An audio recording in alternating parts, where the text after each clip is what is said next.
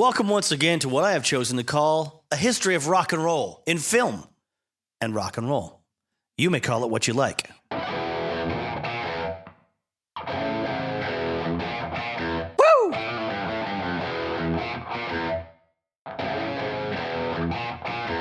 Now my goal is to get into other TV show episodes besides the one we're talking about today, which is CHiPs.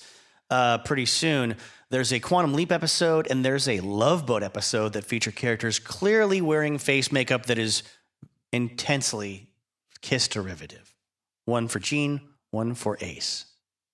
And how fitting is it that Kiss is the reason I'm breaking the unwritten but still strongly implied rule of my podcast program with the word film in the title. But it's TV today. TV!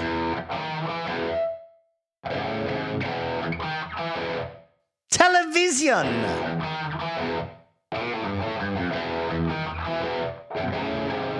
We're going to go back to the early 80s. Talk about a show called CHiPs. And we're going to talk about Paul Stanley's account of things in Kiss, as well as Peter's. A lot of Peter today.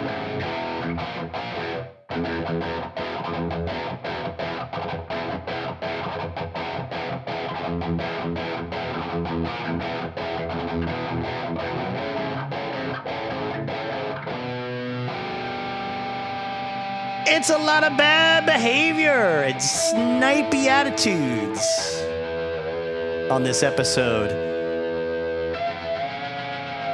of the history of rock and roll in film and television and rock and roll.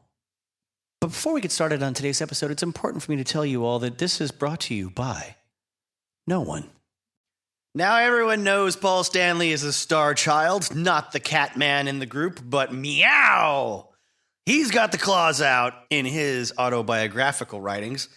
I highly recommend Paul Stanley Face the Music, A Life Exposed, if you are more inclined to take Paul's side on the various conflicts Kiss had with each other, because you're going to get it. You're going to get his story. And there's enough about his own personal life and interactions with other people that is consistent, I would say, with his judgmental comments about band members. So he's the same guy all the way through. If you want to get to know him better, he's there. And I think Gene kind of set a pretty good precedent for that in his first autobiography as well. You're really getting Gene's take on everything, and it's presented in a reasonable enough way to seem factual from his point of view, but there's tons of attitude with it too, but without being so, is persnickety the word? I don't know. I would say this for both of their books. I haven't read Ace and Peter's books. I'll probably dig into them when I can, but I when it comes to controlling the narrative, I'm not concerned with who's actually right. There's no way to settle that up, in my opinion, between four different personalities in the same band. I don't care what band it is. I don't care if it's NWA. I don't care if it's Guns N' Roses. I don't care if it's Kiss. I don't care if it's Electric Light Orchestra or Orchestral Maneuvers in the Dark. No one is unbiased. If you're that unbiased and removed, then you're not a musician, for crying out loud. You're not an artist. I say that's my bias. So please filter some of these notes through my bias, if you will. I don't really take a side on who's right in Kiss, but I do take a side on whose narrative is entertaining enough to sit through for myself. I have a feeling Peter and Ace's books are going to be very, very juvenile, I'm setting the record straight, very sort of self-righteous, but I'll withhold judgment for now. Let's talk about Paul and Gene in the just after Wicked Lester's, release of their demos is finished. They didn't like it. They couldn't wait to move on with other musicians and start something new. They went through a lot to get the Wicked Lester tracks done, but it sounded, according to Paul, just like a whole lot of non-committal rock music. It wasn't going in one particular direction. It was trying to be too many things to too many different audiences in rock. So they got really focused up when it was time to start something new with just himself and Gene as the main songwriters and start recruiting a drummer and a lead guitarist. Paul would say, much of the time, Gene and I sat facing each other on the old wooden chairs, acoustic guitars in our laps. Among the first things we worked on were 100,000 Years, Deuce, and Strutter. The chords of Strutter were from Gene's old song, Stanley the Parrot. Although the original song was a bit offbeat, I always loved the chords in it. We were trying to recast it in the vein of the Rolling Stones, and the words just came to me. And the words are then listed for the, she wears her satins like a lady, that second verse. He says, the whole glitter scene was about style and the girls looked fantastic. Of course, I wasn't doing so well socially. I spent all my time rehearsing or driving a taxi, not hanging out in clubs. God knows I didn't have a girlfriend in fishnet stockings or satins. But I saw hip women walking around the village, and I saw other bands with their girlfriends. For me, it was singing about an ideal. I was celebrating something I wasn't really part of. But what the hell? Brian Wilson had never been on a surfboard either. Good point. I like that point a lot. All kinds of great songwriters put themselves in other people's positions. Bruce Springsteen's never been a state trooper. Come on now. But Paul goes on to talk about the sort of the split when it comes to writing the music. His stuff is usually more chord-oriented, which is why I think he found it notable to talk about Strutter that way, that it was Gene's chords that time. He says Gene was the riff guy for the most part, and that makes sense, him being the bass player. But he would write the riffs that would connect the chords together, sort of, right? And I think you can tell that in the songwriting that came later. Especially, more of a Gene persona kind of a song is usually more riff-based than chord strumming. More of the chord strumming songs lend themselves to Paul Stanley's delivery. Paul's less intimidating vocally. He's more grandiose. And it also seems like they don't have a lot of ego, funny enough, compared to what other people would say, when it came to the writing of lyrics. If you're much of a Kiss fan, you probably heard the story that God of Thunder was written by Paul for himself, and it was taken away by Gene and their producer at the time, saying, nope, this is way more like a Gene Simmons kind of a song. And Paul later admitted that he was put off by that, but had to agree with the finished product. He mentions that Christine 16 was a title he came up with and started writing lyrics for, but Gene was the guy that really took it and finished the whole thing and wrote the bulk of the lyrics. He said Black Diamond started out as a title that Gene brought in, and Paul was the one that kind of ran with that one. He also said, I knew as much about Streetwalkers as I did about Lilliputians, but that was his sort of interesting, seedy vignette about life in the city. Now, when it comes to Paul's name change, I feel like it's relevant to just read straight from his own words, because it puts things into sort of a more practical perspective from a showbiz standpoint, and it also brings people into his mentality at that time in the early 70s, and I can't do that very well myself, having been born in the late 70s and not knowing, not being a member of the business of show so much. He talks about they made a conscious decision to lose weight. Gene started dressing cooler. We both changed our names. Gene had already changed his name once from Chaim Weitz to Gene Klein. So one more change from Klein to Simmons was no big deal for him. I had always hated my name and even told my parents as a little kid that I was going to change it. They said I could change it when I got older. Little did they know I was going to do it almost as soon as I was legally able. The chances of a rock star named Stanley Eisen seemed pretty slim. It just didn't sound like Roger Daltrey or Elvis Presley. Stars were supposed to be larger than life. Why was there no Archibald Leach? Because Cary Grant sounded better. Ringo Starr sounded better than Richard Starkey. It wasn't about hiding my ethnicity. I would just rather have been Paul McCartney than Shlomo Ginsberg. But I also didn't want a stupid name like Rock Fury. I wanted a name like the people I aspired to be like, something easily identifiable. The question was, what sort of name? And here's the part that he just sort of like the mechanical aspect of it, the checklist aspect of it. Like, oh, well, what are the ingredients in a good rock and roll name? This is fascinating to me when it comes to these sort of self-actualizing business conversations a performer has alone by themselves with themselves. He says, Ozzy Osbourne's nickname derived from his last name. Izzy Eisen? Nah. Then it hit me. Paul. That was a comfortable name. There was Paul McCartney, of course, and Paul Rodgers of Free, another band I liked. I didn't want to completely give up who I had been. So when I thought about last names, I was happy that my thoughts went Daltrey, Presley, Stanley, Paul Stanley. Initially, I didn't change my name legally because I figured I'd go back to my original name at some point after our career took its course. In those days, bands ran their courses pretty quickly, and nobody then had made it to 10 years, though a few, like The Who and the Stones, were closing in on it. I hoped for 5 years. Now, I promised I would get into some of Paul's cattiness, and I love seeing it on display. I think if you don't create a situation where it's justified for him to be this catty, then I don't think it's as likely to happen because he'd probably find another target to write about.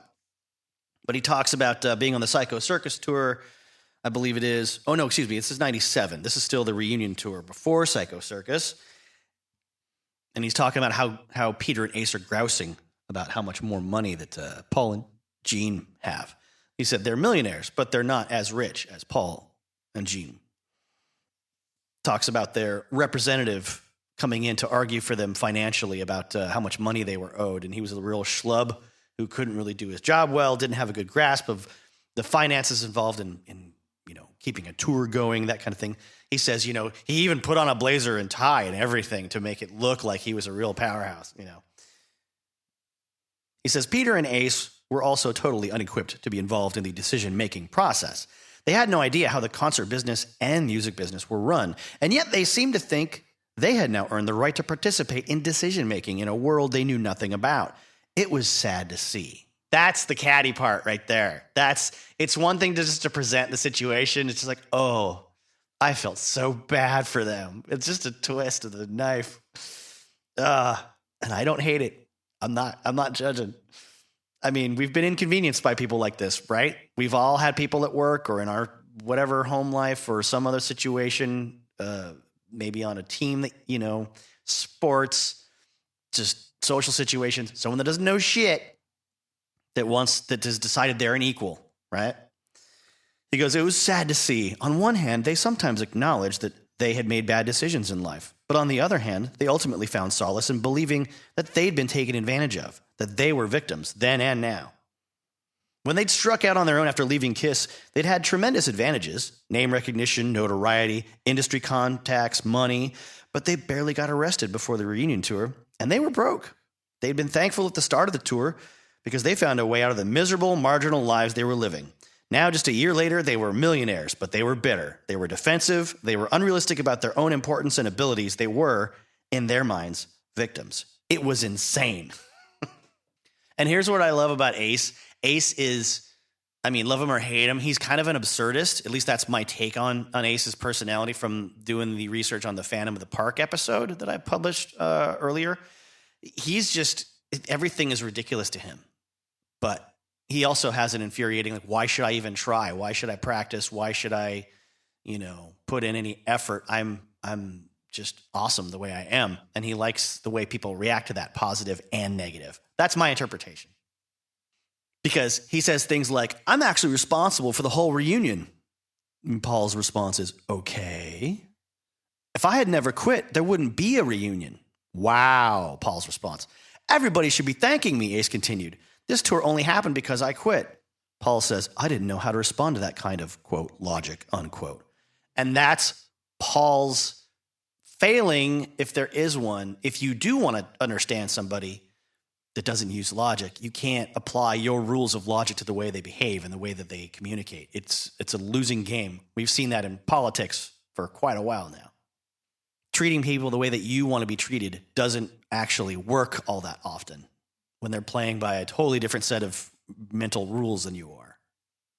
We see that in all kinds of relationships. Not everyone can be loved the same way. Not the same declarations or demonstrations of love equate to a feeling of being loved in other people, as much as you would like that to be the truth. They were raised differently and they were conditioned differently. People in businesses were conditioned differently to behave in business situations. in ways that are confounding to others that are also successful. And I love the part where he talks about Doc McGee suggesting they just get rid of Ace and Peter on this tour. He says he saw no upside to continuing with them. If you're a good person, there's very little I can do to make you a bad person, Doc said. But if you're an asshole, there's very little I can do to make you a good person. That was his way of saying there was no way around the dysfunctionality if we continued to work with Ace and Peter. Now, I love that because I have a big ego, and I told a girlfriend that once when I was in my late teens. She was seeing somebody else along with me, or instead of me, I think at that time, because I had left because she wanted to see this other guy she worked with. And she was complaining about his attitude, and I said, it's pretty difficult for a nice guy to act effectively like an asshole for some strange, put on reason. It's just not natural. The conscience kicks in and won't let you really do it, or won't let you pull it off very effectively. But one thing all assholes have in common is they're amazingly good at acting like nice guys. I should be Doc McGee, God damn it. I mean, without the lawsuits and the missing money and the cocaine and stuff like that. Now, to step back a little bit earlier, when the reunion's happening and the tour's getting booked for that first part, in 1996, there's a great quote from Doc McGee because Gene Simmons is bugging him nonstop to get Kiss on the cover of both Time and Newsweek magazines at the same time, because Bruce Springsteen pulled that off when Born in the USA came out, which was a huge thing that I've read about multiple times on my Bruce Springsteen Eddie and the Cruisers episode that may or may not be out by the time this is done. But Doc says, Gene, the only way you're getting on the cover of those magazines is if you shoot the president with your makeup on. Now, when it came to Peter and Ace and their representation arguing for how much money they're supposed to make, Paul totally outs Ace for all the fans out there that think he's the good guy, that think, Ace and Peter were a united front. He wants you to know that Ace insisted on getting more money than Peter because, as Ace put it, Peter wasn't worth as much as he was. He puts it in quotes. Peter hasn't done anything, Ace insisted. He hasn't been playing, and I'm more famous than he is. And one of those little bon mots that Paul Stanley always has in his back pocket says, for all the times Ace threw Peter under the bus, he should have muscles like a professional bodybuilder. And yet Peter still saw Ace as his teammate and buddy, no matter how many times Ace offered Peter up as a sacrificial lamb. All four of the band members then start working out with personal trainers and getting their sort of endurance and stamina up and their muscles toned again so they don't look like a bunch of fat old guys in tights and disappoint everybody that remembers what they used to look like on like the Love Gun tour or whatever. Paul claims, though, that Ace didn't want to rehearse, which just sounds this stuff that I'm reading about Ace from Paul's point of view, it sounds like Marlon Brando on the set of Superman or The Island of Dr. Moreau, and a lot of things he did later in his life where he was just a problem. No one knows why. Was he crazy? Was he doing it on purpose to be manipulative? And who knows? Paul says they had Tommy Thayer coach up Peter Criss on playing drums first to all the Kiss songs. And it was like teaching someone that had never picked up sticks before, and Tommy was horrified. And then he had to go and do the same thing with Ace, who was very resistant, of course, to that. But Ace got coached up well enough on the old songs. And I remember the reunion VHS cassette, watching that back in the day when it came out. There was a point where Ace talks about something that I can completely believe, and I believe it is backed. I might have to go back and watch the whole thing again. I don't know, but I think it's backed up by Paul. I think it's a Paul and Ace thing that Ace and Peter were kind of coaching Paul and Gene on how the songs were originally played. They had kind of veered off into their own interpretations over the course of 15 years of playing with other band members and playing a lot of newer songs and sort of slowly morphing the old stuff to sound kind of like the new stuff unconsciously. And it was Peter and Ace to kind of bring them back to Alive One, that kind of thing. Remember, it was this way. That's, you don't do the break there. You don't do a fill there. There was no fill there. This is, you start, sing it like this, that kind of a thing. But more Paul being catty. After that tour, they decide to try to do a reunion album. And maybe that would help things sort of solidify better with Ace and Peter. And it turns out, no, not to be the case. But first, he wants to let you know that they brought in Bruce Fairbairn to produce Psycho Circus originally because he had big records with Bon Jovi and Aerosmith and Loverboy. And he says, on his big records from the 80s, he had worked with a team that included Bob Rock and Mike Fraser, both of whom went on to do tremendous things. Sometimes when a team splits and various members try things on their own, you get a better sense of who did what by who succeeds and who doesn't. Bruce chose awful songs from the demos to record for the album. The track that eventually made the most noise turned out to be the title track, Psycho Circus. Bruce wanted to leave it off the album. He was so far up Gene's ass, he not only couldn't see, he couldn't hear. One day I finally had to say to Bruce, this is your first Kiss album. This is my 18th. That's a fair point, damn it. That's a great way to stand up for yourself, I think. It is still funny. It does make me chuckle that nobody had the sit-down talk with Paul Stanley that they had, the editors and publishers had with Mick Foley when he did his first book. And Mick Foley had a lot of stories about backstage politics and being screwed over in the entertainment industry that is professional wrestling. But they came to him and said, you can't do this. You can't use your autobiography as a way to settle scores with people after the fact. And he, for his part, says they were absolutely right. It would have just mired my whole life story down in tons of negative stuff and finger pointing, and that's not what I wanted to accomplish, really, when I look back at things and present my life to people. But Paul moves on to talking about I guess it's his wife at the time. I obviously haven't read this book from beginning to end. I've been flipping around through it. He's got some injury with his rotator cuff, where he's getting surgery, and Pam, I guess, is the mother of his son Evan, and she's getting cranky about she has an audition. She's going to go stay in a hotel and work on her scene instead of helping him prepare for the surgery and rehab his shoulder. He's got to do this whole big routine with, ice water and painkillers and make sure he's okay for surgery the next day. And he says, Pam wanted to believe she had given up her career for me or for Evan, when the truth was that her career had given her up. She just wasn't getting work. I guess it was easier to blame me. Of course, I was to blame, but for different reasons. I had been intent on settling down. Even though Pam was a good person, she wasn't the right person for me to do that with. I was bullheaded about making it happen and making it work in spite of things I saw from the beginning were contrary to what I wanted. Before I was married, I could go to Europe whenever I wanted, she said one day. Yeah, I said, 10 years ago, I was banging women whose names I didn't know. Great, that's not now. That's typical stuff to talk about when it comes to a former important relationship, right? He's seemingly giving himself credit, but also blame, but not really.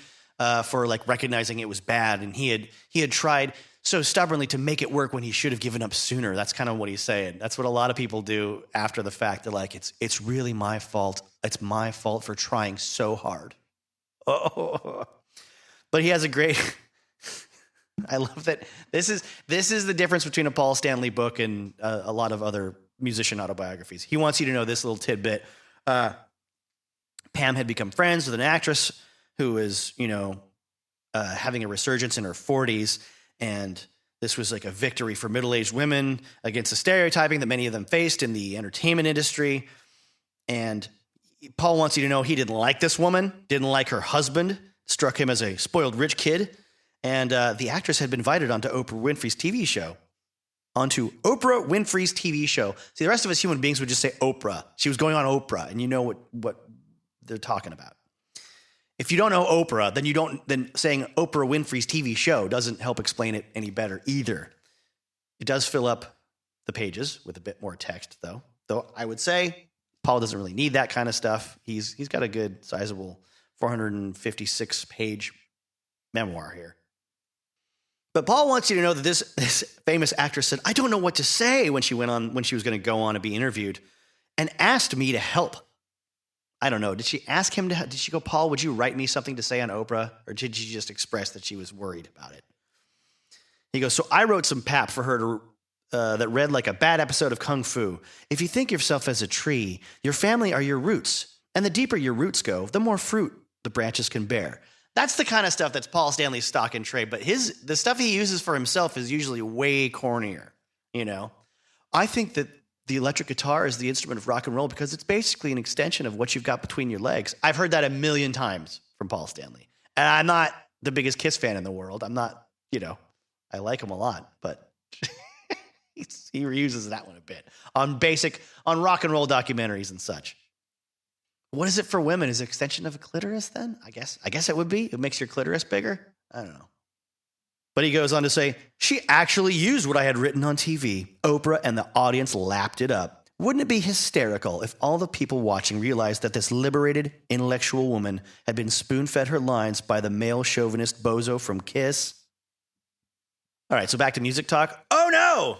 Now it's time to talk about Vanna White, who is friends with Pam, who recommended her counselor, even though he wants to point out, Vanna and her husband got divorced. He says this guy looked like Curly from the Three Stooges and wore Star Wars ties and had Star Trek memorabilia around his office. Here we were sitting with Captain Curly on the Starship Enterprise, and I was thinking this is all nuts.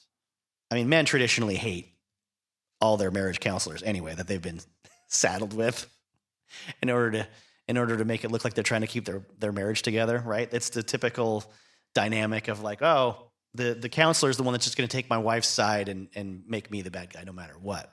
I guess he did it in a more original way, I guess, by insulting his looks. But it goes to show what's important to Paul when it comes to your professional abilities as a counselor.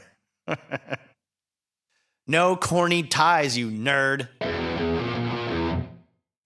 All right. Let's get into Peter's side of things.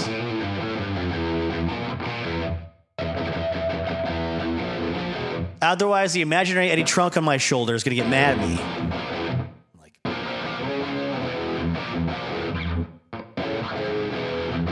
If you don't know him, it's fine.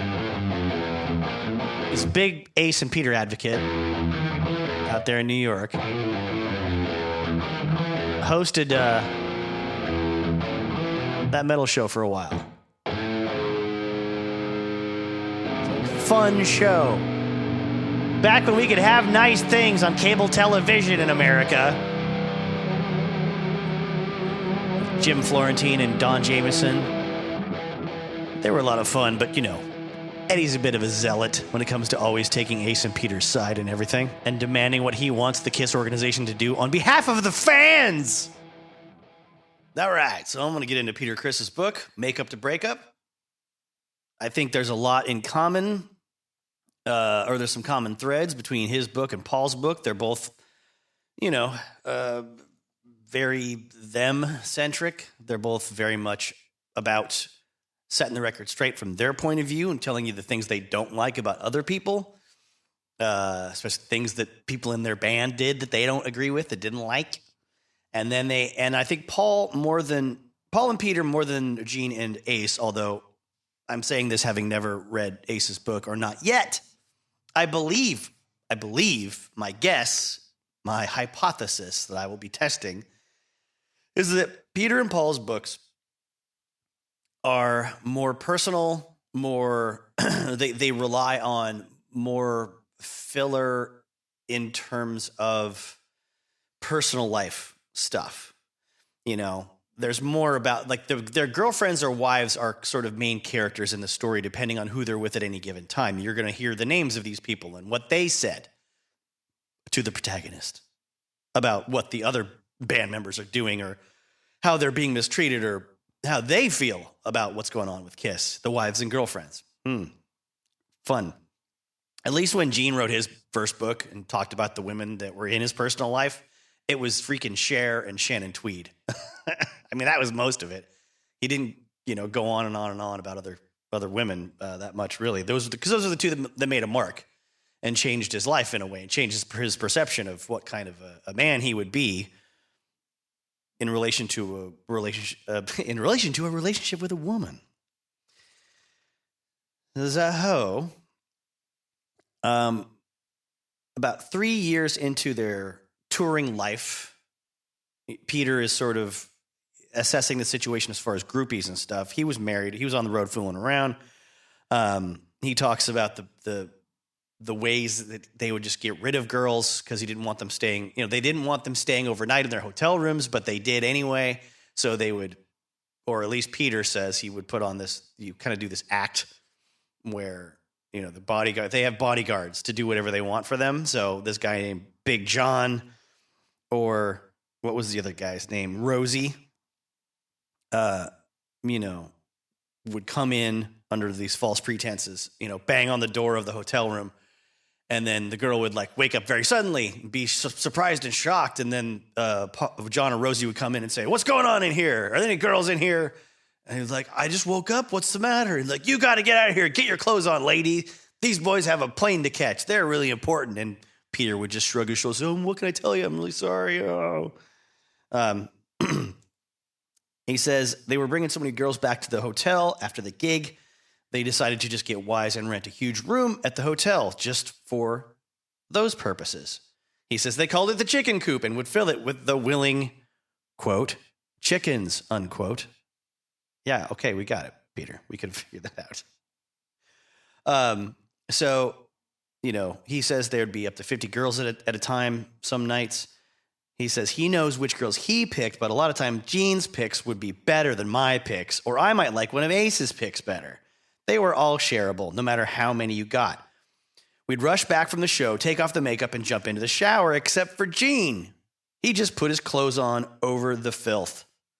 Half his makeup was still on. He couldn't wait to run to the room. I think that sounds like Gene. He's going to get first pick. And he wants to get in there first and start moving around the room and doing his thing.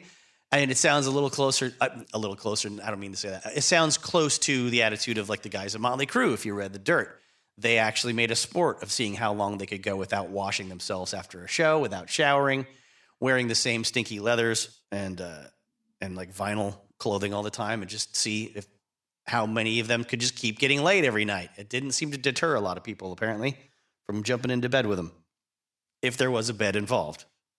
I doubt that there always was. Anyway, Peter talks about getting his cool rock clothes on, get his hair done up right, put on shades, go straight into the chicken coop. And after a while, even having a room full of 50 willing women is not enough fun. So Peter talks about how he bonded with the guys in Rush on this tour. He calls them good old Canadian boys who like to smoke pot and drink scotch. Really down-to-earth guys. And they came up with a character they called the Bag. Basically, somebody in Rush would cut eye holes in a brown paper bag and put it over their head and draw a face on it. And then whoever, was wearing the bag was very rude and nasty to women. So we'd invite him to the party just to cause chaos and anarchy. He'd come in and started insulting the women who were there, calling them whores and sluts. Then I came up with a countervailing character named the Pink Fairy. Lydia, I guess that might be his wife. I haven't cracked this book open in a while, and it's got to go back to the library this week, so I'm tearing through this one fast as I can without dilly-dallying and looking up things that I don't know the answers to. The Pink Fairy would prance around and say, "Oh, for goodness sake, this one's not so bad. Look at her tits." And I'd rip her blouse open. "I don't know, they're not that big," the Bag would say. "Let's see a bigger pair." So I'd get a girl with even bigger tits, take them out and go, "What about these over here?" And I'd throw the chick on the bag. Throw the chick on the bag. Okay, the person wearing the bag. So throw her at him.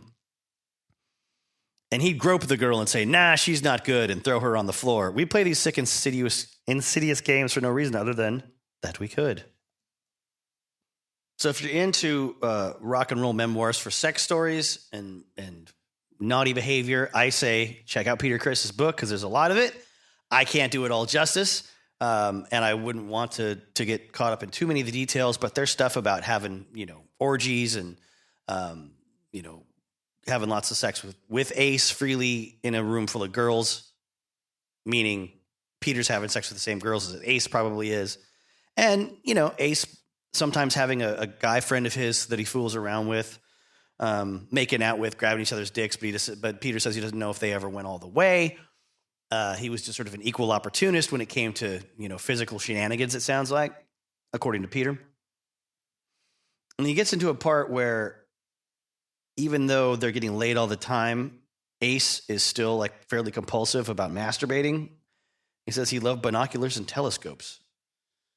He said on a good night, he was able to see his home planet, Jandel, using a telescope. But he would go every city. When he had free time, he would go up on the roof of a building or something with binoculars and try to peep into people's windows and jerk off to some girl, changing or whatever. And one time he went a week without a catch. It was making him crazy, so he went through an old Playboy and found a centerfold where this hot chick was sitting on a windowsill. She had great big old boobs, and her legs were parted enough so that you could see the fringe of her pussy hair. Ace thought it looked so real that he took the centerfold out and stuck it on the far wall of his hotel room. Then he went to the other end of the room, looked at it through the binoculars, and jerked off. He told me that centerfold was good for a solid week of jerking. That's the storytelling, wordplay ability of our hero, Peter Criss here. He gets into more disapproving of Gene's slutty ways, saying he was the most sex crazed. Peter doesn't need to say that. Gene has already said that a million times in interviews and his own books. But he was an equal opportunity pussy hound, and he talked about having sex with their 60-year-old limo driver and two sisters, both of which stories are told in Gene's autobiography, which I haven't read since probably when it came out, but I still remember that. Anyway, Peter's really petty about this stuff. Like, oh, Gene fucked a lot of dogs, and he treated it like it was a big deal. So just general This is not the kind of thing that I focus on with a lot of other people's life stories, except for when it just clearly feeds into every other element of their storytelling, having to be about their opinion over someone else's life choices all the time. And again, Paul and Peter have this in common. I remember in Gene's book, he had a picture of Ace kissing a guy, and he's like, I have many, many photos just like this. But he wasn't saying it was bad. He wasn't saying he disapproved of it. And I know that Ace has access to grind too, but I feel like Ace is in his own head enough to be entertained by whatever he really wants to do, and he doesn't spend a lot of energy, I don't know, just disapproving of Paul and Gene's life choices. I'm sure he has a lot of things to say about business choices, though, many of which we've already covered, actually, in the previous Kiss episode. But there's got to be a lot more in his books. But at least in his books, he's like smashing cars and doing wild stuff that you'd be curious to read about. Presumably. Like the windows into Peter's mode of thinking are all here. And it's not to say that he's radically different from, I'm sure, a lot of men of his age, from his era, if they had the same opportunity. But I mean, it's just hard to know if you're supposed to feel bad for the guy the way he tells the stories, or sympathy for him, or if he's bragging. And I think that's the problem I have that you don't have when you read The Dirt by Motley Crue. You don't have that problem with a lot of other guys that are better at being very direct about their stories and what kind of person they were like back then versus today. They tend to own it and say it was awesome that they got away with tons of stuff, or they're very apologetic. And Peter is like, oh, I was never satisfied sexually with Lydia because of the sexual education I enjoyed on the road. We went on the road. I started meeting worldly women and who knew what they were doing, which is a pretty insulting thing to say, as opposed to your wife, who by implication doesn't know what she's doing. When they toured Europe, he's like, I was fucking a French woman one night, a German the next, an Italian girl the next week, and a Swede after her. So when I came home, sex with Lydia wasn't good enough. How could she compare? Like, expand on that, dude. Or don't say it. How about express some sympathy for her instead of just going, I was totally let down by my wife because I was busy fucking around on her all the time. How am I supposed to be satisfied with her anymore? Someone I pledged to love and honor and cherish my whole life in front of everybody, and apparently I didn't really mean it, or I meant it at the time, but not after I banged a bunch of European broads. Jesus, dude. I think that's something I don't I don't forgive that at all. when it comes to telling your story, I guess is what I'm saying. I don't think most human beings, especially famous ones, have things to apologize to me for at all, because they lived a life and I'm getting entertained by learning about it. You know, I don't need a book where he's groveling for forgiveness. I just want it to be, I want a person to commit to one side or the other, just going, you know, I was a shitty husband and she deserved better, but I was too sentimental to want to get divorced. I tried to get away with it. I mean, nothing's better than the stories of serial cheaters and their failure. Oh my God, it's the best.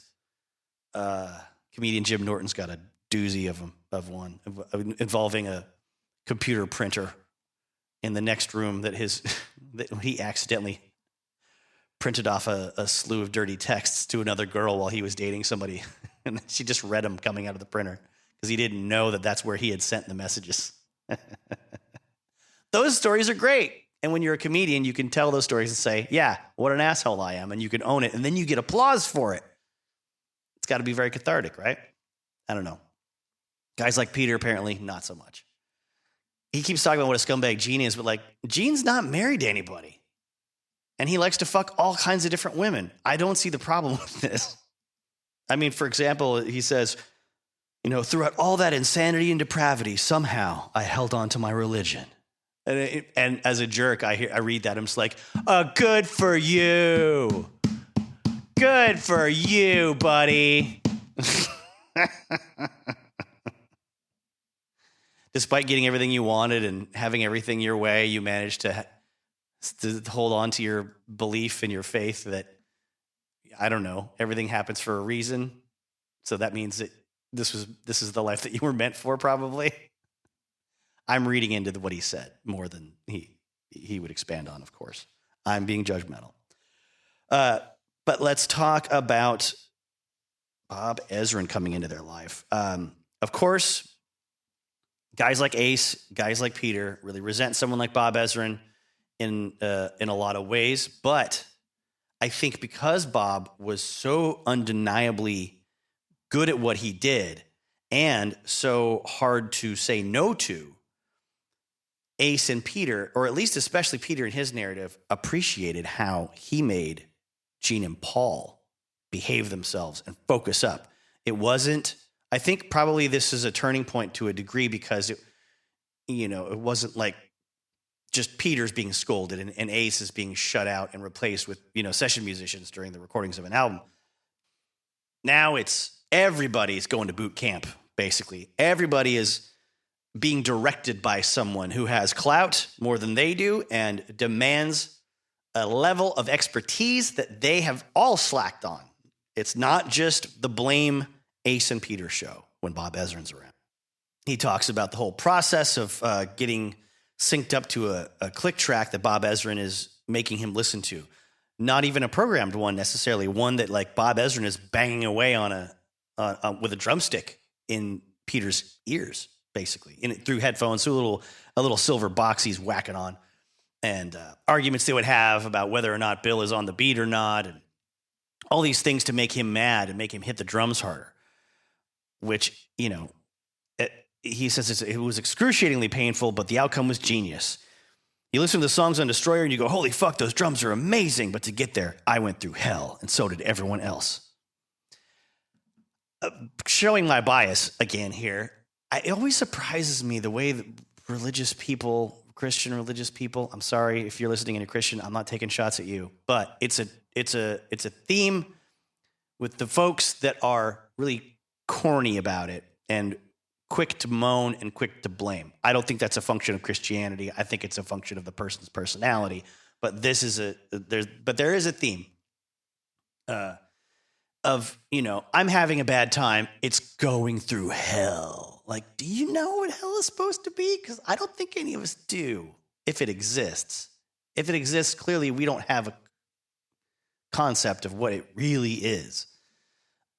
But it's also just a symptom of Peter being very, dramatic, but also being a headstrong person with an ego. And being headstrong and having an ego manifests in different kinds of behaviors and different kinds of people. I think in Paul and Gene, it manifests in ways that are damaging to other folks. for sure. But I think in Peter's case, there's a ongoing victim mentality through his narrative. So if it seems like I'm being dismissive about his problems or hard on him, I think it's because I don't really get that from a lot of the other guys in Kiss. Also, any bad thing you want to say about Paul and Gene, I'm happy to believe.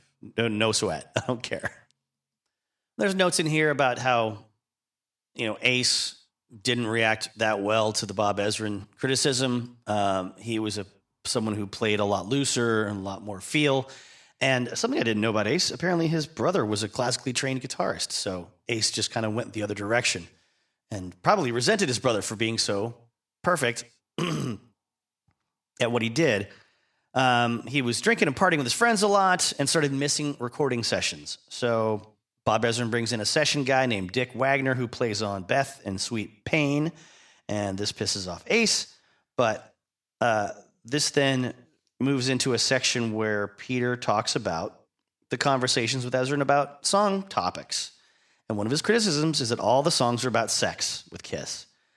He thinks that they need to get to the next level. They have to expand their palette a bit and try to be a little more broad with their approach to the, song content lyrically. And I think that's what a lot of good producers do. I've heard that's kind of a story with Les Claypool of Primus talked about playing in a band, called Oysterhead with one of his heroes, Stuart Copeland of the Police. And he said he never had someone spend so much time with him trying to get him to expand or grow with his sort of song content. And he would ask him, what's that about? And of course, Les Claypool would write a lot of lyrics that are hyper-specific or symbolic. And of course, being someone who is in the Police, Stuart Copeland encourages him to create lyrical content that's a little more relatable, that someone else can get into, even if they don't have his brain in their head. I think that's valid. I think it's valid if it comes out natural. If you write a bunch of crappy songs, then okay, go back to your way of doing things, right? But there's a really nice exchange in here about Beth, about how Bob Ezrin really encouraged Peter a lot to bring these lyrics out and to sing the song really well, and to rework the speed of the song so that it was very suitable for Peter's kind of voice and delivery, and would be something people could relate to in a way that they haven't related to other Kiss songs. He says, this is a ballad. I hear it on a baby grand. This is going to be a hit record, Bob enthused. I'm going to get the New York Philharmonic to play on this. Yeah, right, in my fucking dreams, I said. Ezrin just smiled. That little song says so much in so few words. I wish I was home, but I can't be, Bob said. Everyone will relate to that. Businessmen, doctors, it's a universal theme. And Bob sticks up for Peter. He encourages him, when it comes to doing the vocals for Beth. He's the guy that convinces him to change the title. You probably already know the story, so I won't belabor it. You can read it in the book if you haven't. But Paul and Gene are sort of pushing back against this whole thing. And Bob Ezrin knows that he's right. And, he says that Gene and Paul were in the booth, not in the booth, they're in the control room with Bob Ezrin while Peter's in the vocal booth trying to sing the lead vocal to Beth. And by Peter's recollection, they're in there like laughing at him and goofing off. It sounds like the kind of thing that most people wouldn't believe. Being in a band is weird. People treat you like shit, even though you're very, very close sometimes. So I could believe that. I have a feeling that if you asked Paul and Gene, they would say no, they were not laughing at, Peter's singing or delivery. They'd probably say they might have been joking around about something else and not paying attention to Peter because they were just listening. They weren't trying to screw him up or anything. But I say all that because Peter does seem focused on other people's slights toward him, other people's, negative. He is a, all these people are against me. I'm going to show them. I'm going to get famous to make, one of those guys that wants to get famous who can make them pay, which is the loseriest thing that many, many successful people do and express openly. Yeah, I was going to shut down all those people that ever said no to me. I'll get famous and rich and then they'll get it. No, they won't. They don't care. They might resent you a little bit more because you're rich. but you're still an asshole. They still know you're an asshole. But anyway, Bob Ezrin yells at them, according to Peter, says, "Get the fuck out of here. You know, how dare you? How dare you distract Peter? Get out." So it's just the two of them recording Peter's vocals. Then he brings the fellas back in to listen to the take. And according to Peter, they didn't say anything. Bob Ezrin just sort of presented it to them and said, "This is it. This is what I've been talking about. This is what you guys needed." And they had to suck it up. That's kind of nice, right? Quick aside to balance out the Paul versus Peter narrative in this, I want to quote from Face the Music, A Life Exposed by Paul Stanley. During another argument, Gene snapped at Peter. "Peter, you're an illiterate idiot who can't read or even talk correctly and never finished school." "Yeah," said Peter, "and I'm in the same band as you." To this day, that remains the smartest thing I ever heard Peter say.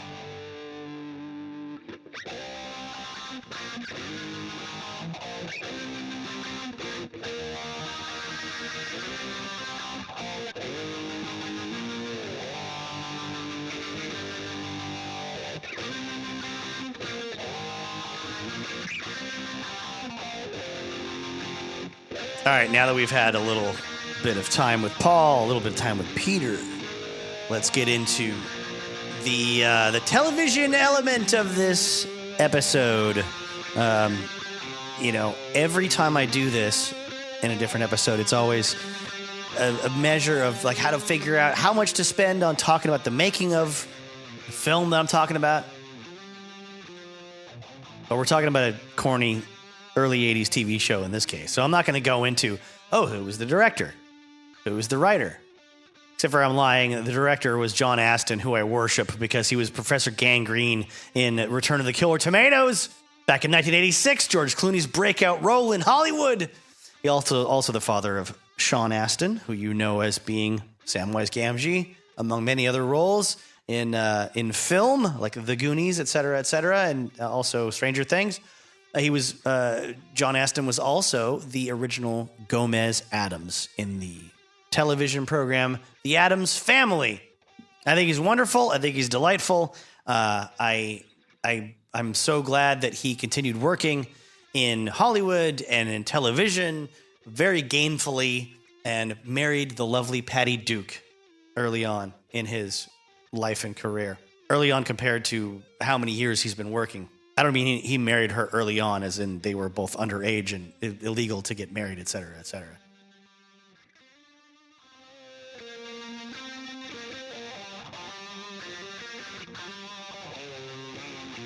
You know, folks, what I love is a little bit of 70s or possibly early 80s television sometimes to take my mind off the usual cares and worries of my daily life. Let's see. CHiPs, copyright 1982, 1983 is what I'm reading on the back of the DVD set from season 6, the final season of CHiPs. And I guess they decided to cap it off with a pretty badass Halloween episode featuring Elvira and featuring Gene Simmons.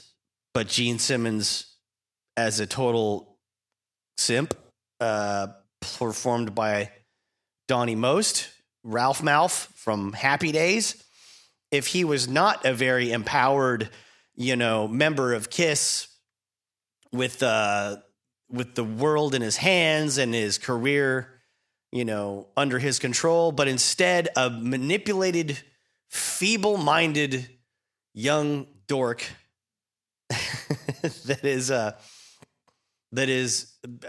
I guess, satanic in nature when it comes to his music and his performings. And the kids love him. The kids love his satanic rock heavy metal music. I just watched the episode this evening on a DVD, checked out from my local library because that's what my tax dollars go to pay for. I'm fine with it because there's a lot of other good things my tax dollars pay for that I get from the library. I don't know why on the video movie DVD rack they felt it necessary at my one location to have 5 copies of Mortal Kombat, the film from 1995. Apparently someone thought that was necessary.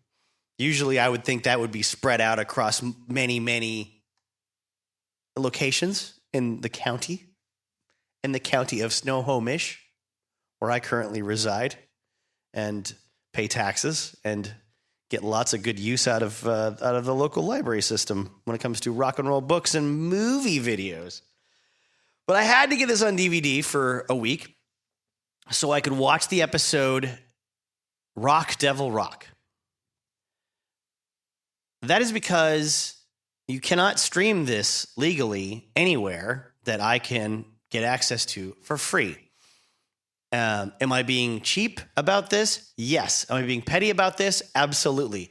When a show as lame as CHiPs has been off the air for this many decades, and you can't just watch the dumb episode on Hulu or Netflix or Amazon Prime for free, there's something wrong with whomever holds the rights to the streaming integrations that the television program is linked to.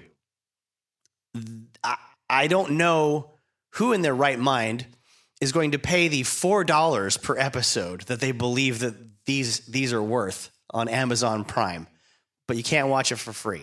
I've seen a couple clips on YouTube, of course, of the song "Devil Take Me," and it was very entertaining. And he's dressed up.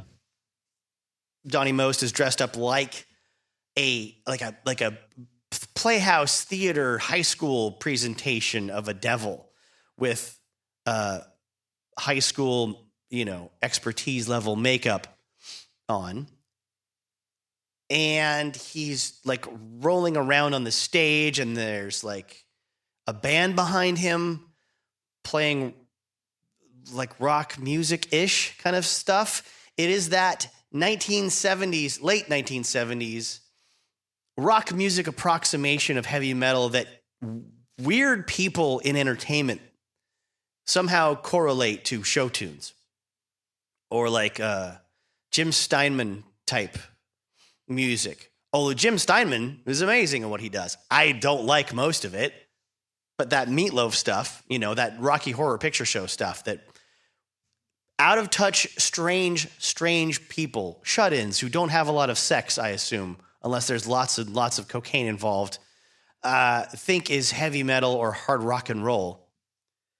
It always has really happy mainstream show tunes music affectations to it. The vocals are always really loud, and the guitars and bass are not generally. There's always harmonies that are pleasing to the ear. It never sounds like heavy metal. It never sounds scary. It's like, Boston is supposedly a hard rock band, and I know they're insanely talented. I'm not taking anything away from them, but their stuff is like, we're going to rock it tonight. Those are the drums, not the vocals. Super up-tempo, happy, singy time, Chuck E. Cheese fucking hard rock. And that's what I think people in television and some films and stage productions in the 70s thought like hard rock and heavy metal was supposed to sound like. But this shit makes Boston sound like Norwegian black metal. I'm telling you, folks. It is ridiculous babysitter nonsense. And I'm not cranking it up because I don't want to get struck down from YouTube or anywhere else.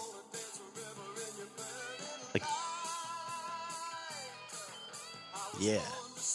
Oh, yeah, it's climbing. Let the devil take me. Oh. Yeah. Oh, it's a party on the other side. Because he's going to dance a river in the night. And what you're hearing is just a ripoff of Chicago's 25 or 64 with some show tunes. sung over the top. Oh, yeah. He just says, devil, take me over. So the song itself, as presented in the show, is a verse and a chorus and then like 3 triple choruses. And then after a minute 20, it repeats the whole thing. There's the same guitar lick again that we heard at the beginning. And he just dance a river and you're burning light. Or burning light. He's the Prince of Night. It's these cheap attempts at demonic lyrics. They're so on the nose. They're too on the nose to be believable. They're like almost instructional. Like, we're gonna sell our souls to Satan today.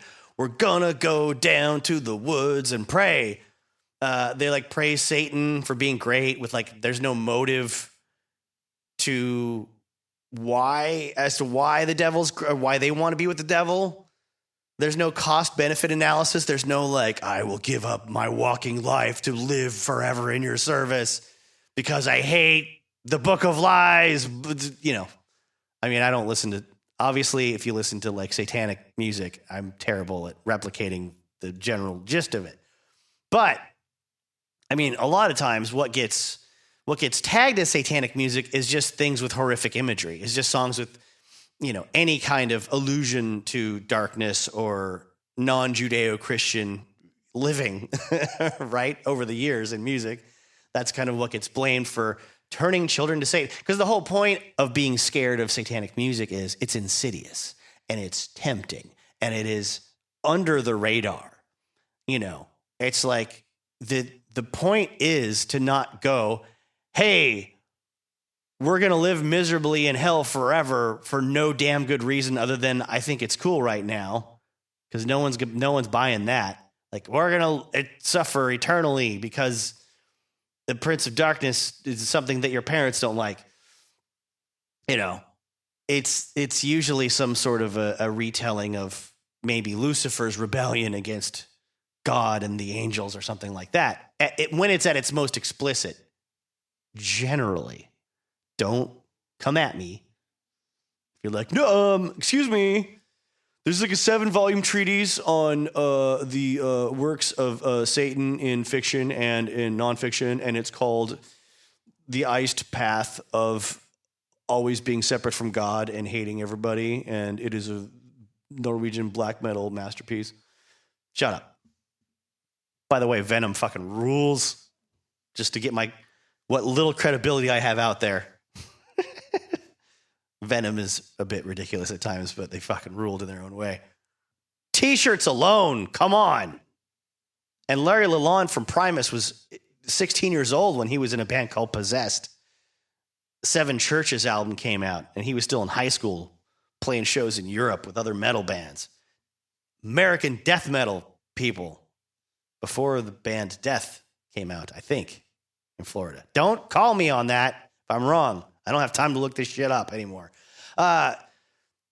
This stuff, though, reminds me more than anything, definitely not the kind of rock music that teens of the time would like at all. It sounds like somebody's goofy aunt created something they thought was like hip with the kids at the time. It sounds a lot to me like this Spider-Man album that came out back in the day. I think it was the late 60s or early... No, I think it was 70s. And it was called Rock Reflections of a Superhero. And if you got some time on your hands, do yourself a goddamn favor and look up Rock Reflections of a Superhero Spider-Man album. Holy smokes. I purchased it on compact disc when it was re-released in the late 1990s. And it was worth it. Just for the Stan Lee... If you're a Kiss fan, you know how much Gene, has reverence for Stan Lee and the works of the Marvel Comics bullpen. Stan Lee's narration on that album alone is worth the price. Or it's worth a listen on YouTube if it's on YouTube or if it's somewhere you can just stream it legally or illegal. But it's a lot of that. I'm singing the things that I see in front of me and I'm feeling a lot of stuff. Those are what the lyrics are, kind of like Devil Take Me.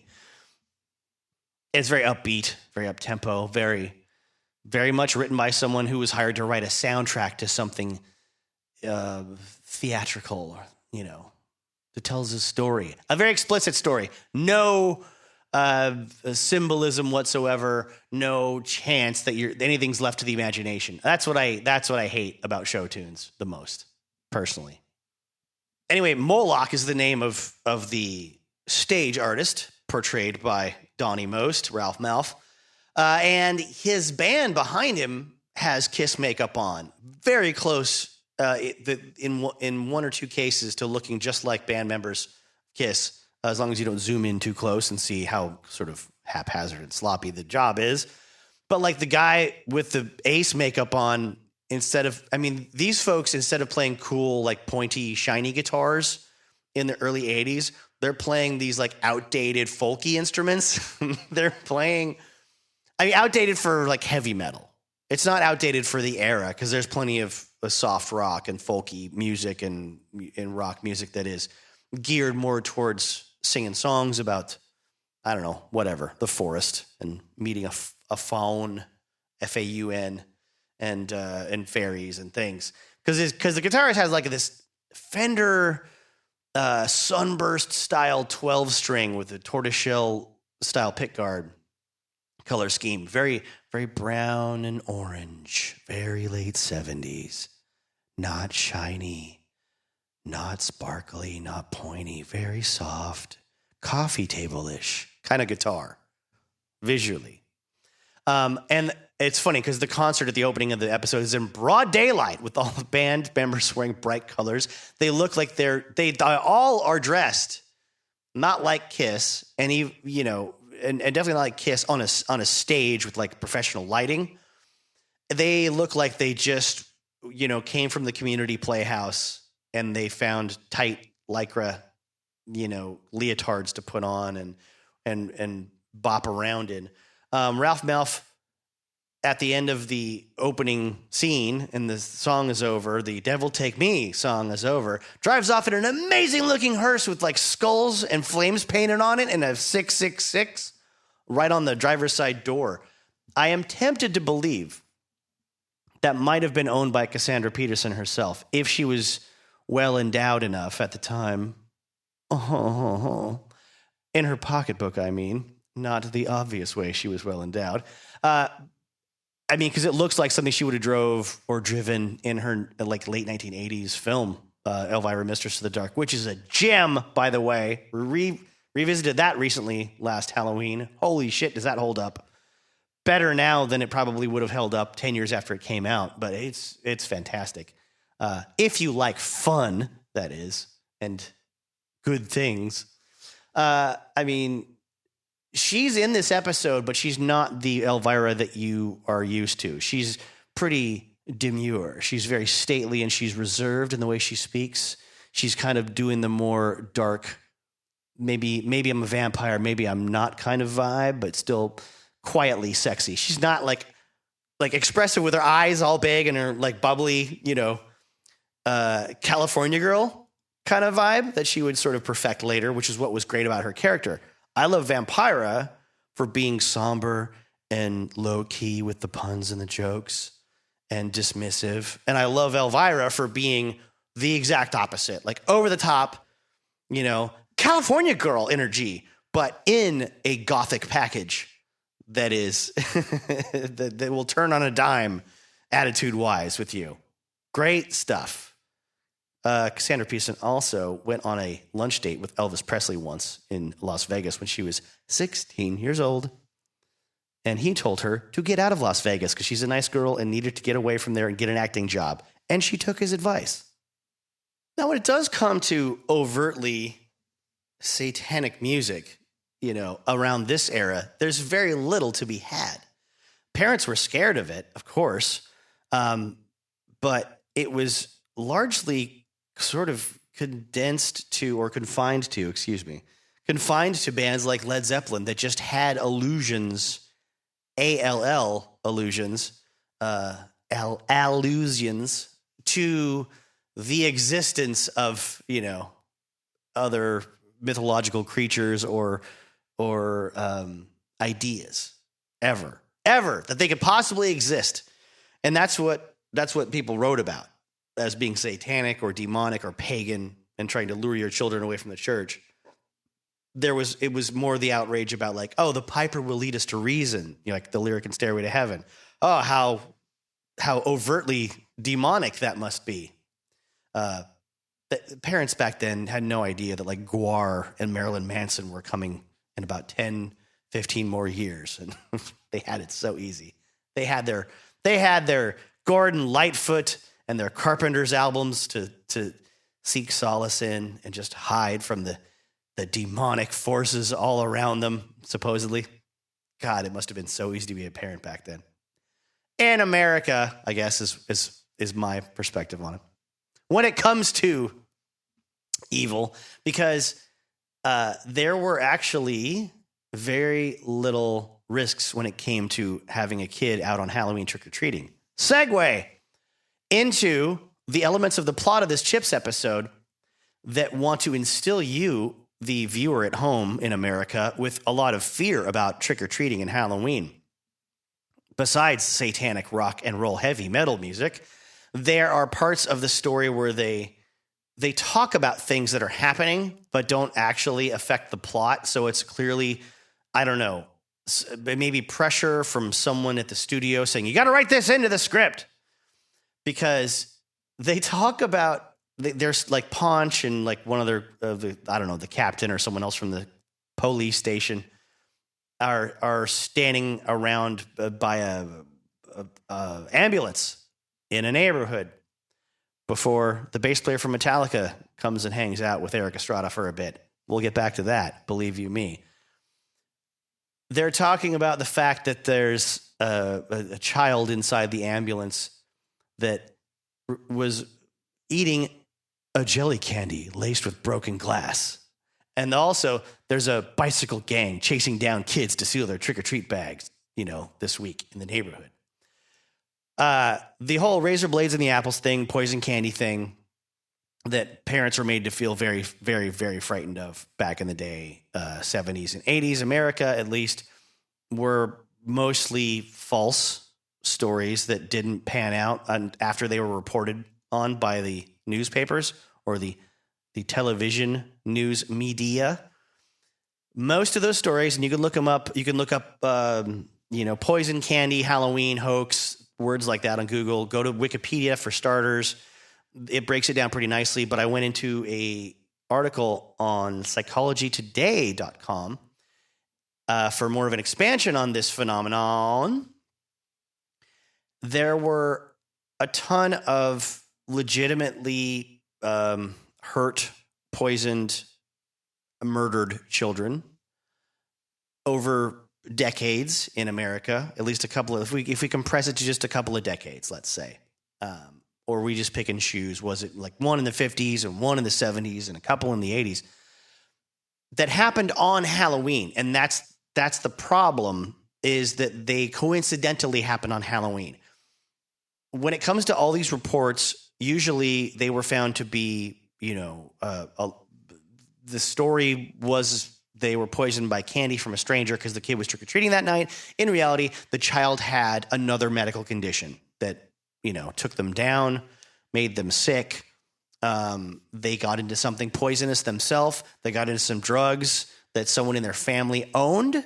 In a few cases, they were deliberately poisoned by their family in a couple of cases, but there wasn't one single case in all of these after they were evaluated where a complete and total stranger knowingly murdered children with poison or a razor blade and an apple, went through a child's face.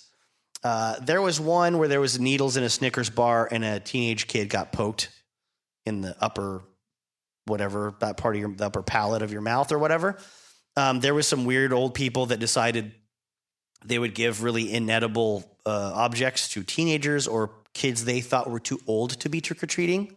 So they would give them like a button with a sticker on it that said poison, or they gave them steel wool or laxatives, things like that. But there's none of those sensational stories from like 3 decades worth of trick-or-treat, Halloween is bad, be scared for your kids. that involved a total stranger handing out poison candy that murdered kids.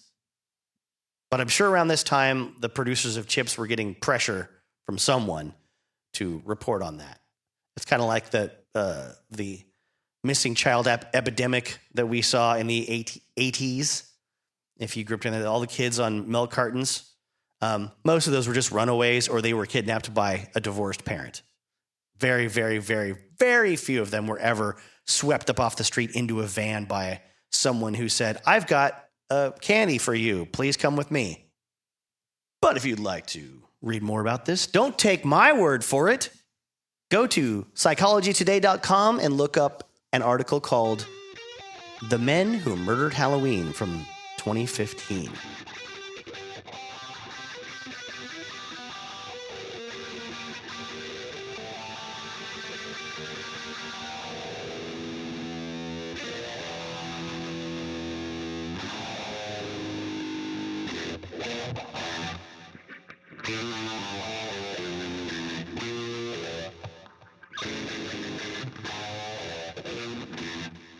So Paul Stanley says in his book Backstage Pass, which incidentally is not an account of anything that ever happened backstage. For the most part, it's like a lot of life advice and his way of looking at things and the world and in business and Kiss and himself. And, you know, it's full of pearls of wisdom like, "I'm glad that following the rules works for some people, but it doesn't work for me. Never has. And that's one of the keys to my success." Damn it, Paul. So easy. All this time I've been following the rules and waiting for it to pay off and not rebelling against anything, and look at where it's got me. Sage words of advice from the guy that wrote Live to Win, explaining to all of us, you know, how to live. And like a sucker, I've been living to lose. Living to lose like a fool. Actually, Nothing to Lose is a really good Kiss song. I should put that on. All right. Back on track. As he says in his book, Backstage Pass, don't get me wrong, there were certainly troubles during the Dynasty era. Ace's alcoholism and drug use were out of control, so he was no longer reliable. Peter's drumming was substandard enough that the producer he had worked with on his solo album, whom we hired for Dynasty, didn't let Peter play on the album. Gene's focus was clearly on pursuing a career in Hollywood and left little room for making Kiss his priority. I was more focused on serial dating and a never-ending shopping spree rather than writing the kinds of songs that celebrated a life I now saw only in the rearview mirror of my newly purchased Mercedes. The band was so splintered and dysfunctional that Dynasty was the result of all those components, good and bad. But I wasn't manipulated, coerced, or strong-armed during the making of Dynasty, Unmasked, or The Elder.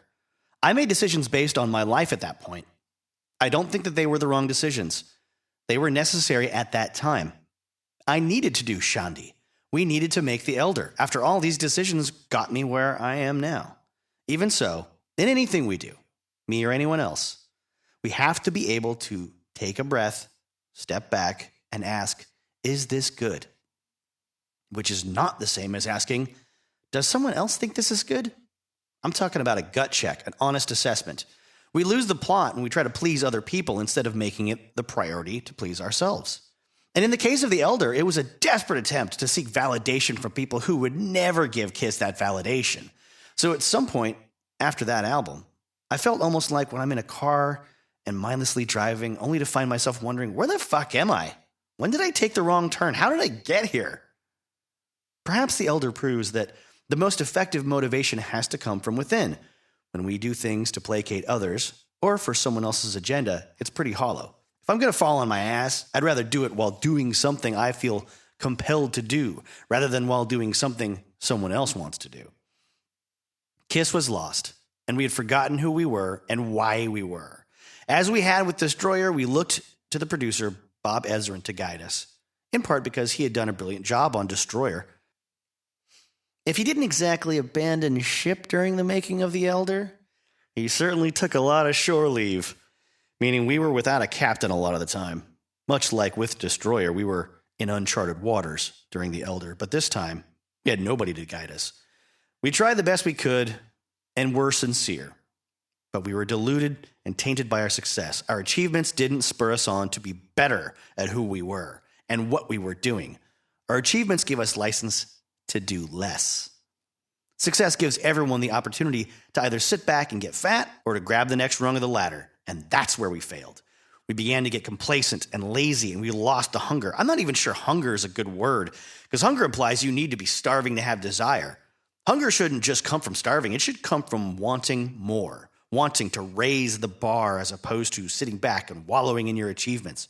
If someone becomes successful, that literal hunger is gone, but creative hunger and hunger for ideals and standards should never be gone. A little bit later, he says, none of us had any desire to make a hard rock album or a heavy album. Ace might say he wanted to at the time, but that's like me saying I wanted to fly.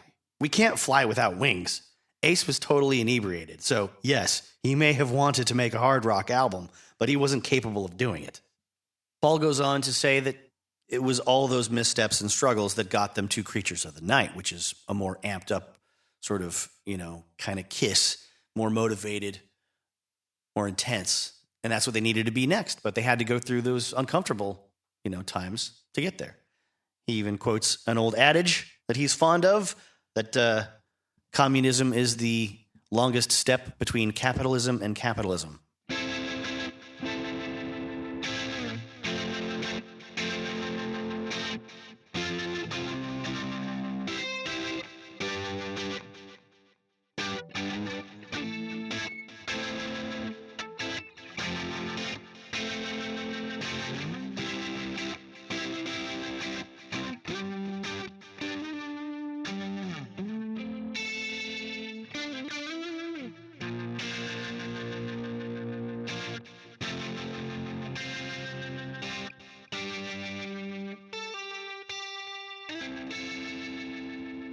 Okay, now I'm going to get into more Peter stuff that doesn't reflect well on him, in my opinion, when it comes to his attitude. And I'm only picking apart his words, not how he lives his life or his actions. And I feel like I should also qualify. I think Peter Criss has the best voice in Kiss.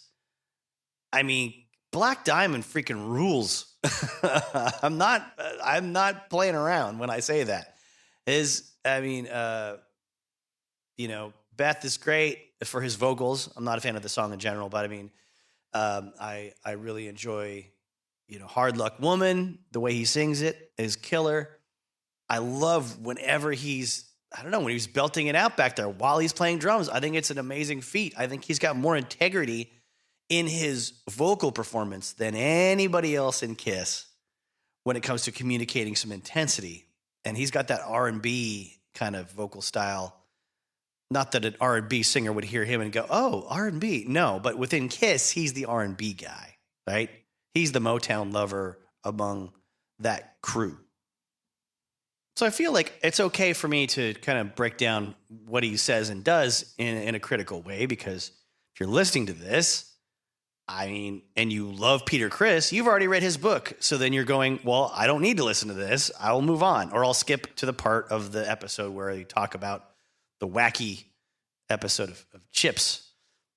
Or maybe I'll listen to some of the Paul Stanley stuff. But he has some statements about, what it was like to be touring in Europe after Destroyer was released in March of 1976. And they're being goofballs, and they even play Paris at the Olympia Theater, opening for Jerry Lewis, of all people. But he says, Germany was a strange place. Everybody there tried to act like Hitler never existed, and there wasn't a Second World War. What does that statement mean? Everybody in Germany tried to act like there wasn't a Second World War? How is that possible? I know that there's a thing I'm going to sound a bit ignorant, but I'm an American. I know there's a thing where they didn't include the actions of Hitler in a lot of their history lessons for a long time, blah, blah, blah. But I don't know what he's qualifying that statement with when it comes to everyone acted like World War II never happened. Like, who? Who did you confront about this? Who did you ask? Or were you told by an interpreter or someone or your tour manager, like, hey, it's not cool to talk about World War II here. I don't know. He doesn't really expand on it, except for to say that I really rubbed their faces in it one night because Muhammad Ali was fighting a German guy, and he gets really fucked up on Jägermeister, and he starts going bonkers and trying to jump out of windows and smashing things up. And he said, I climbed on the back of a gargoyle. He had jumped out a window after they had tried to lock him up for a bit, and he had busted out of some furniture that they had slammed him inside of. And he was just screaming, Muhammad Ali rules, you fucking bastards. So I guess he showed Germany, is his point. They'll think twice next time, because all those Germans that were looking up in the sky, seeing this wacky fellow screaming at them in a language that wasn't their mother tongue about Muhammad Ali. And then he talks about going to Sweden. After that, after the $10,000 in hotel damages that Peter caused, they're eating in a restaurant with a big pool, and every table had a remote-controlled boat that would come to you and just sail over to you, and you're part of the pool. And then, Ace just tells Peter, I'm Godzilla. I'm going to smash all those boats. And go right ahead, says Peter. And Ace gets up, jumps over the barrier in front of them, and into the pool, fully clothed, started beating his chest and belting out, "Arg," and then began to slap at the boats as they drove past him. Nobody could believe what they were seeing, and the next thing I knew, boom, I passed out face first right into my salad. But I'm told that Ace picked up a boat and went, "Arg," and ate the shrimp, and then threw the boat across the pool. Then he splashed around some more, knocking the boats around. All the other patrons were freaking out. Shrimp were floating in the pool, the water cascading over the sides. Our group was in hysterics, even Gene and Paul. But everyone else is totally pissed off. One woman was screaming that her dress had been ruined. Of course, we got thrown out. I was still comatose, but Big John picked me up and carried me out on his back. The next day he came by and said that Ace's Godzilla routine was the biggest expense of the tour.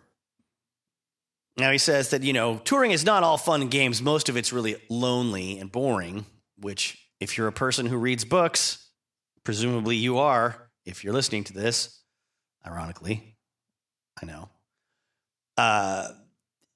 There's books to read when you're alone or when you're traveling and you're waiting in line for stuff. I mean, if you're the kind of person that's just sort of standing around waiting for the next moment that someone's going to recognize you and tell you that you're good, no, I guess that's boring. Or being around people in your crew must be boring. Or being around people in your band must be boring. A lot of people with a lot of intense, shitty jobs would love to have more time to be bored when they're going about their day and have a moment to spare for themselves. But my bias is rearing its ugly head here. I never had much sympathy for these guys in the 70s that were always writing songs about how hard life on the road was. I get that it's a weird life, and it's not the kind of thing most people should be expected to get used to. But, if you hate it, get out, get back to the real world that involves people that aren't being paid to give you everything that you want, and see what it's like working a job like the rest of us. I also say that because the generation from the 70s were the biggest critics of the bands of the 90s that actually wrote songs that weren't happy rock and roll songs, and that were annoyed that anyone could ever be depressed while being famous. So it's not like the precedent wasn't already set way back by Bob Seger and Journey and Kiss and other people that wrote songs about how lonesome it is on the road away from the people that love you. Well, they were all getting blown by groupies every night and doing drugs to forget it. But staying up too late and doing lots of drugs, that has a bad effect on your personal state of mind, of course. It brings in more chemically induced depression than I'm sure most of these people were expecting. Not their fault that they got stuck using too many drugs and not knowing what it was going to do to them. Lots of people didn't know back then. Am I done simultaneously berating people and making apologies for them? People that I've never met and will never meet and will never ever care who I am or what I do? Yes, I think I am almost done. So Peter says that, after touring nonstop for so many years, my body was beginning to break down. I couldn't even lift my arms after a while. So JR took me to a local doctor to get some shots. He shot me up with a horse needle. He went right to the bone and then moved the needle around so that the liquid soaked the bone down and the joint could move. I'm not a doctor. I don't know if that's how it works, but do you know how fucking painful that is? But after I got one, I could finish the show. And what I didn't know is they were shooting me up with cortisone. And when that shit wore off later that night, I would be in excruciating pain. I was tearing the ligaments in my arms even more by playing. With the cortisone, I just didn't feel the damage that was being done. All right, so there's ways around this, which is to take better care of yourself and not do tons of drugs and drink lots of booze and get fucked up all the time and not get enough rest. And to play drums in a way that doesn't damage your body, because there's been a million drummers before you and after you that didn't have that problem. Now, if you're talking about the drummer, Tori, the drummer from the Donnas, all arguments are null and void as far as I'm concerned. She's a saint. She deserves all the drugs in the world and all the healing and repair and all the comfort anyone could ever give her. Bless her.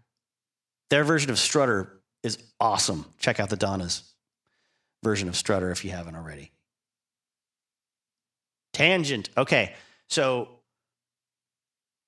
then he goes into all the pain he was in after a show and how after the gig they're in a limo and he's crying on Paul's shoulder saying, if you ever did any decent... Oh, sorry, I need to back up because we're getting into some shitty language here. Peter said after all the years of touring. He didn't say after all the years of self-abuse. Like, you know, football players and baseball players go through torn ligaments too. And you're playing an hour and a half a night. There's a way to play drums and not tear your ligaments, okay? You're a grown man. Figure it out. Hire a drum coach or a tutor. Do it after the last tour and while things are going bad for you and before this one maybe. Anyways. So along those lines, his choice of words kind of pissed me off. And his choice of words here pissed me off too. If you ever did anything decent in your life, Paul. So like Paul's never done anything decent in his life unless he does this favor for Peter, which is to cancel the rest of the tour. Please cancel this tour for me. I can't play anymore. I can't even lift my arms. I'm in excruciating pain. And then he admits, I know I cry wolf, but I'm not fucking around this time. How many of us know people like this at work, in our family,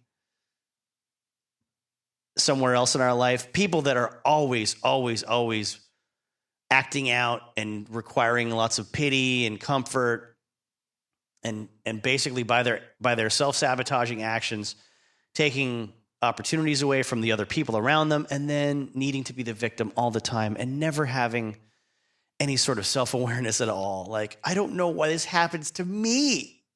These are the people that always have to tell you how sick they feel and how they think they're coming down with something before they ever actually get sick, if they actually are sick.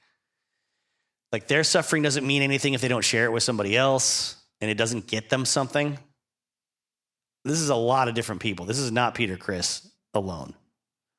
This is a conditioning. This is a personality type. This is programming that was done to you. I don't know how it happens, but it happens to lots of people. So Paul went right to Gene and told him we had to cancel the rest of the tour. They called Bill Aucoin, their manager, and canceled the remaining dates. And here's the kicker at the end of this chapter. Peter's words, for once, Paul had done the right thing, and I was truly grateful. For once. Because evidently, Paul had never done the right thing in his entire life until he relayed the request to the rest of the band and management that, look, Peter can't physically play anymore. It's an hour and a half a night. An hour and a half. I understand torn ligaments. I've never had to deal with it. Like, you can't, yeah, I understand you can't physically exist that way. But how do you not preserve yourself and learn how to maintain for an hour and a half of drumming a night? You're tensing up too much. You're playing wrong. Not everyone gets the benefit of lots of professional training, but being as well endowed financially as he was at the point that Destroyer was out, and before that, he could get that. He could get some sort of physical therapy, and he could get some drum lessons that wouldn't, to teach him how to not destroy himself.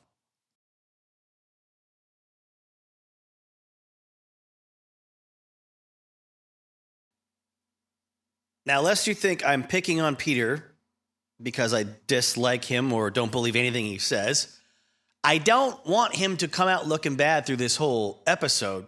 So I will now switch from the point of view of Peter telling Peter's own story to Peter in other sources, as well as other members of the band, about things that were happening around the same time, specifically the making of Destroyer.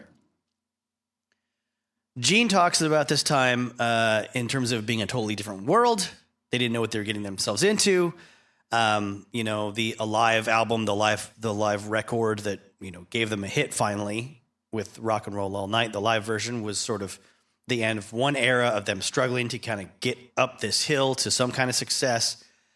And it seems like Destroyer is the beginning of a second phase that takes them through, the next few studio albums into Alive 2. And I think Paul and Gene are pretty reflective about this era and what it did for them as being this time when they were convinced to not keep doing things for themselves, like running things themselves and directing things themselves. He says, he had a much more classical background than we do, so Beth kind of happened. Those are Gene's words. He co-wrote that with Peter, although Peter doesn't really play an instrument. He just had this melody in his mind. Ezrin absolutely had his own way of recording things. He half-engineered that record anyway. Oh, sorry. He half-engineered that record anyway. That's probably what it meant to sound like. I don't think we had a sense of anything of how special the record was. In fact, we were scared some things sounded too different. We were very concerned about Beth. I'd give Destroyer 4.5 stars. Peter's own words are, oh, fuck, Destroyer gets 5 stars. God, I worked so hard on it. At the time, I actually went to Primal Therapy Institute where John Lennon went because I was so far into it that I lost all reality. Then I was getting introduced to Coke, and there was a lot of it. I got so engulfed in that shit on Destroyer, so into the songs. Of all the Kiss albums, that probably has my most brilliant drumming. It has my most unique drumming. I picked every part out. I planned every part. Okay, sorry. I thought this was going to be a little more neutral and reflect better on him when it was a different sort of interview, not the one for his own autobiography, but maybe I was wrong. I skimmed this last night thinking, this is going to be way better, way more technical. He's way more on track here with this narrative. Well, what are you going to do? He planned everything. Not like what he said in his own book about how he was manipulated by Bob Ezrin. So let's see. As far as I know, he talks about, I never did this on any other album. Do You Love Me is killer. Destroyer was a very difficult and hard album. Beth is on it. The album was failing. It was falling off the charts and wasn't making it. As far as I know, some DJ picked it up and started playing Beth. And all of a sudden, Neil Bogart starts going, wait a minute, they're really playing this a lot. I think Neil Bogart was the head of Casablanca Records at the time. All of a sudden, before you know it, he's putting a lot of money behind it, and there are people all over the field pushing Beth. Next, all of a sudden, it's number 1, and I'm winning a People's Choice Award, and fuck, the album goes double platinum, laughs.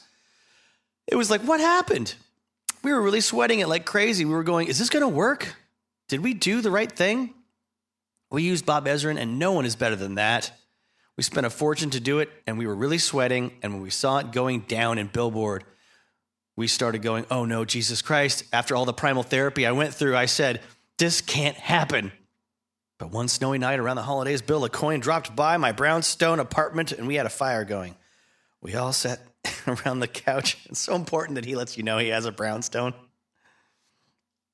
Bill said, listen to this, and he put Beth on, and it was real quiet. It was an incredible moment. We listened to it, and all of a sudden, we looked at each other and went, fuck, that's good. That's really magical. Then, when it was done playing, Bill said, guess what? The album's got a bullet again, and it's doing great. This is going to be the hit off the album. We all just dropped dead. I remember it was such a beautiful moment. We had all these candles lit. It was just wild. I'll never forget it. Bill LaCoin, their manager, comes to his apartment and plays the single for him as if he's never heard it in the studio. Like, unlike what he said in his own autobiography? I don't know. Some words from Ace about this time. He said, at that point in time, I was a party animal. Now, if you've heard the Kiss Meets the Phantom of the Park episode, there's a long bit of Ace's narrative where he says a lot to the exact same sort of. He says he says that about a lot of different times, I think, I would assume, in Kiss's history or his history with Kiss. So Ace is hitting Studio 54 all the time. He'd show up later with a hangover. There's no secret about that. Bob Ezrin would crack a whip, and a lot of times he didn't have patience. All the records he did with Alice Cooper, he used studio guitar players. A lot of times for me to get a guitar solo right, I've got to get the right mood, and I don't like pressure. That's a lot of guys. A lot of musicians that play rock and roll, a lot of artists are that way. That's not him being a prima donna, I would say.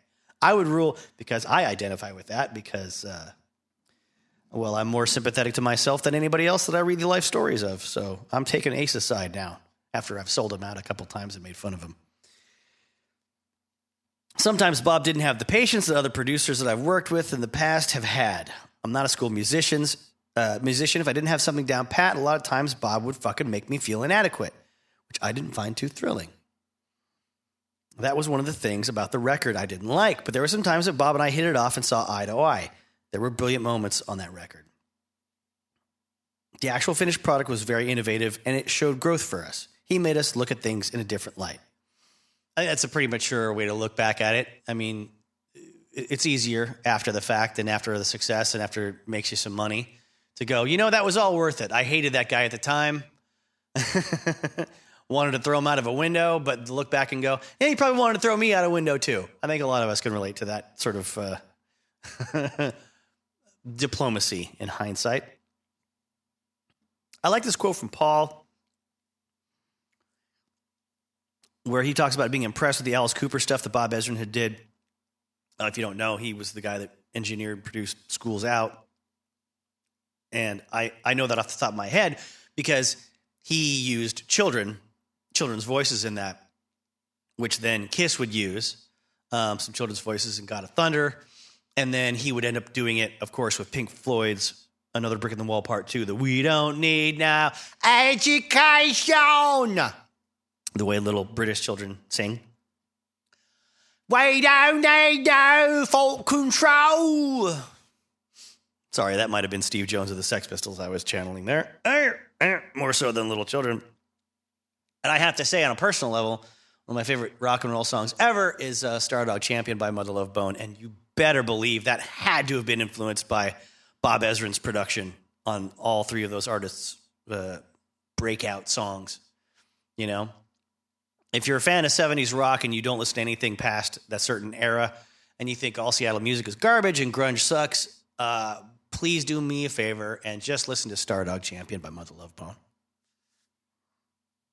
And then go back to your life. Go back to hating everything that you hate. I just want to disrupt your patterns one time. Trust me, it'll be worth it. And when I say it'll be worth it, I mean it'll be worth it for me. But I didn't even get to the point I was going to get to with Paul and what he was going to say about Bob Ezrin. That pause there was not an edit. That was me looking back at the page of the book I'm reading from. A book written by Ken Sharp and David Leave. Kiss Behind the Mask, the official authorized biography. He says, even though we didn't know half of what we thought we knew, we weren't really ready to listen to anybody. But Ezrin's talent and track record was undeniable. It wasn't something that was from left field from what we were doing. It was very akin to what we had done. What Bob taught us was discipline in the studio. For that first project, Destroyer, he wore a whistle around his neck and would blow it and call us campers. He was not above pointing a finger in your face and yelling at you. That's pretty funny when you're selling out arenas all over and you have somebody in the studio that's treating you like an imbecile. Really what it was a musical boot camp. It was trying to get the best out of us and trying to get us to set a new standard for ourselves. Paul is a person whose opinions I do respect, and I think they line up pretty well with Gene's attitude when it comes to looking back at Kiss and the way they acted and saying, yeah, we were really dumb. But we were right about a lot of things. And I think I would take their side in a lot of cases and a lot of look backs at their history. I don't think Ace and Peter would feel that way. I think Ace and Peter tend to be more, we don't need to change. Why are you doing this to us? Why do I have to get up and show up at work? We're rock stars. Calm down. Quit taking things so seriously. This is rock and roll. And if I could get a little bit, I don't know, if I could maybe project some things, a possible hypothesis on what kind of guy Ace really might be. I think Ace is one of those guys that doesn't understand, and I believe Peter's this way too. I swear to God, I don't know any other band besides Kiss, and that's why this is one of the reasons they're so fascinating. I love talking about them. It's one of the only bands where you can really split them down the middle. Two sets of guys, and they've just got each other's backs, even if they don't agree all the time, right? You know, I mean, we went into some of that, I think, on the last episode. I think we talked about the Money in the reunion tour era and how Peter found out that Ace was getting more money than him when Ace had told him they would make the same. I was really pissed about it. I think Ace and Peter stick together through most things, thick and thin, to their detriment. And I think that Paul and Gene stick together through most things, thick and thin, to their advantage. That doesn't mean the choices that any of them made were the moral choice, right? But that's what's entertaining about reading about their life stories. Now, what I was going to basically drive at here is I think Ace and Peter are the kinds of guys that are taken aback and surprised when people don't want to go along with their plans and do things their way. Whereas Gene and Paul are the kind of guys that get like charged up when that happens. If you can challenge them and tell them they're not good enough, but you have enough clout to back it up and authority and expertise in your field, you know, they'll respect you and they'll rise to the occasion. There's a lot of people like that are very successful in business in all kinds of industries, and they tend to be the people that, you know, if they find out they can walk all over you, they'll never listen to a single thing you have to say, no matter how much background or expertise you have. And they'll just bulldoze you. They'll get their way all the time. You got to fight them a lot. But if you go on the offensive and they can't outmaneuver you with any of their usual tricks, then you're a human being to them. You're not an object or an idea to be discounted and trampled all over. So this leads me to the next part of the narrative, which is actually hearing from Bob Ezrin himself. So he gets brought in by Bill Aucoin, you know, to work with Kiss, and he's heard from, you know, a younger voice in his life that has the inside track on what new rock is good and worth paying attention to, that this should be the band that he works with next. And after reviewing their previous work and meeting the band, Bob Ezrin decides that specifically Destroyer, they have to build a little more humanity into the group. They have to expand the audience behind the, you know, teenage boys. They got to go after some girls too. And introduce a little pathos in his words.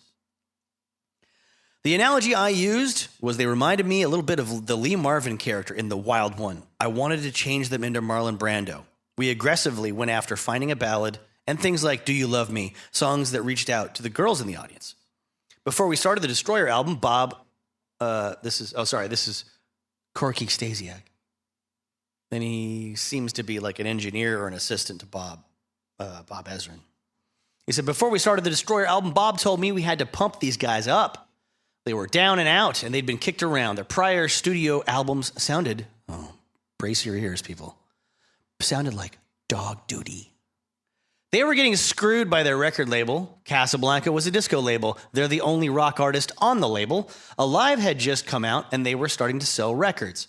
Once Alive started selling, they were so elated, the mood of the Destroyer album changed. They came in kind of dejected, and now they were like the happiest guys in the world. I remember Gene saying, we're backing into 400,000 records sold. This record might even go fucking gold. Corky laughs. Bob Ezrin says, Kiss played everything very professionally and proficiently. He might be the only person that's ever said that in the history of the world, at least the 70s version of Kiss. It wasn't until we got to rehearsal that we started to mess around with ideas, and I said, well, okay, why don't we try this in halftime? Peter Criss looked at me like I just spoke Greek to him. I said, do you know what halftime is? He said, not really. I said, well, that's okay.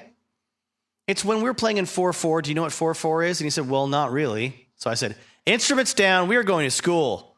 I dragged a blackboard in and I started asking questions to find out what they did or didn't know. The reason for this is if you have a common language, things go quicker.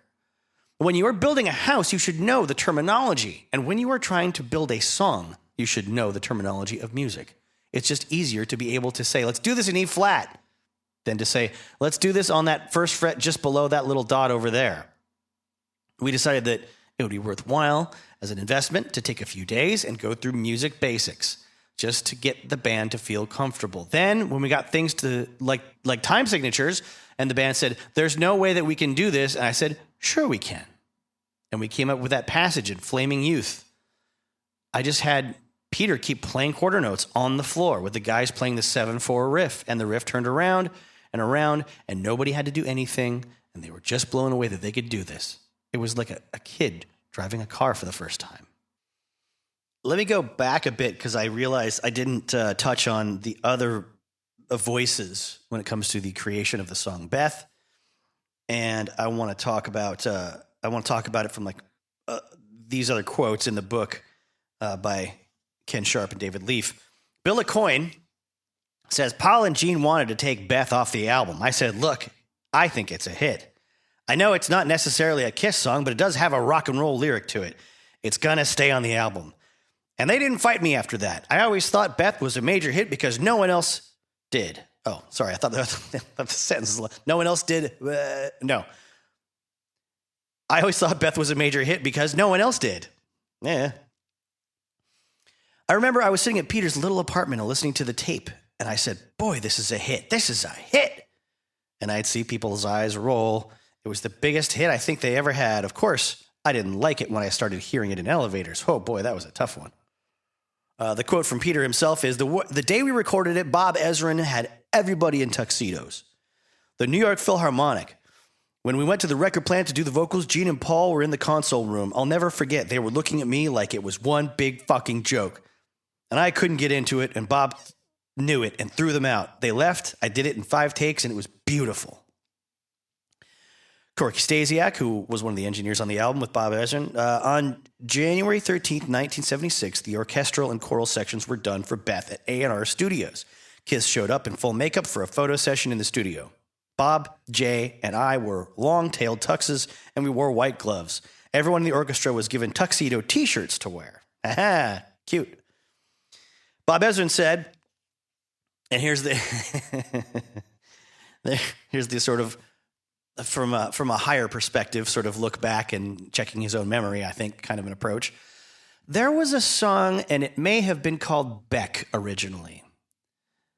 So I assume most Kiss fans know the story about it being called Beck after a girl named Becky, but Gene was like, that sounds like you're singing a love song to Jeff Beck. Change it to Beth. In the nicest way possible, it was important that Peter had a song on the record. So what he's implying there is like, look, I don't want to be a dick, but Peter needed a writing credit to make some money off of this. That's kind of what I think he's implying. Or in the nicest way possible, if Peter had no stake in this album, then he's going to probably quit the band or something, or become a problem himself.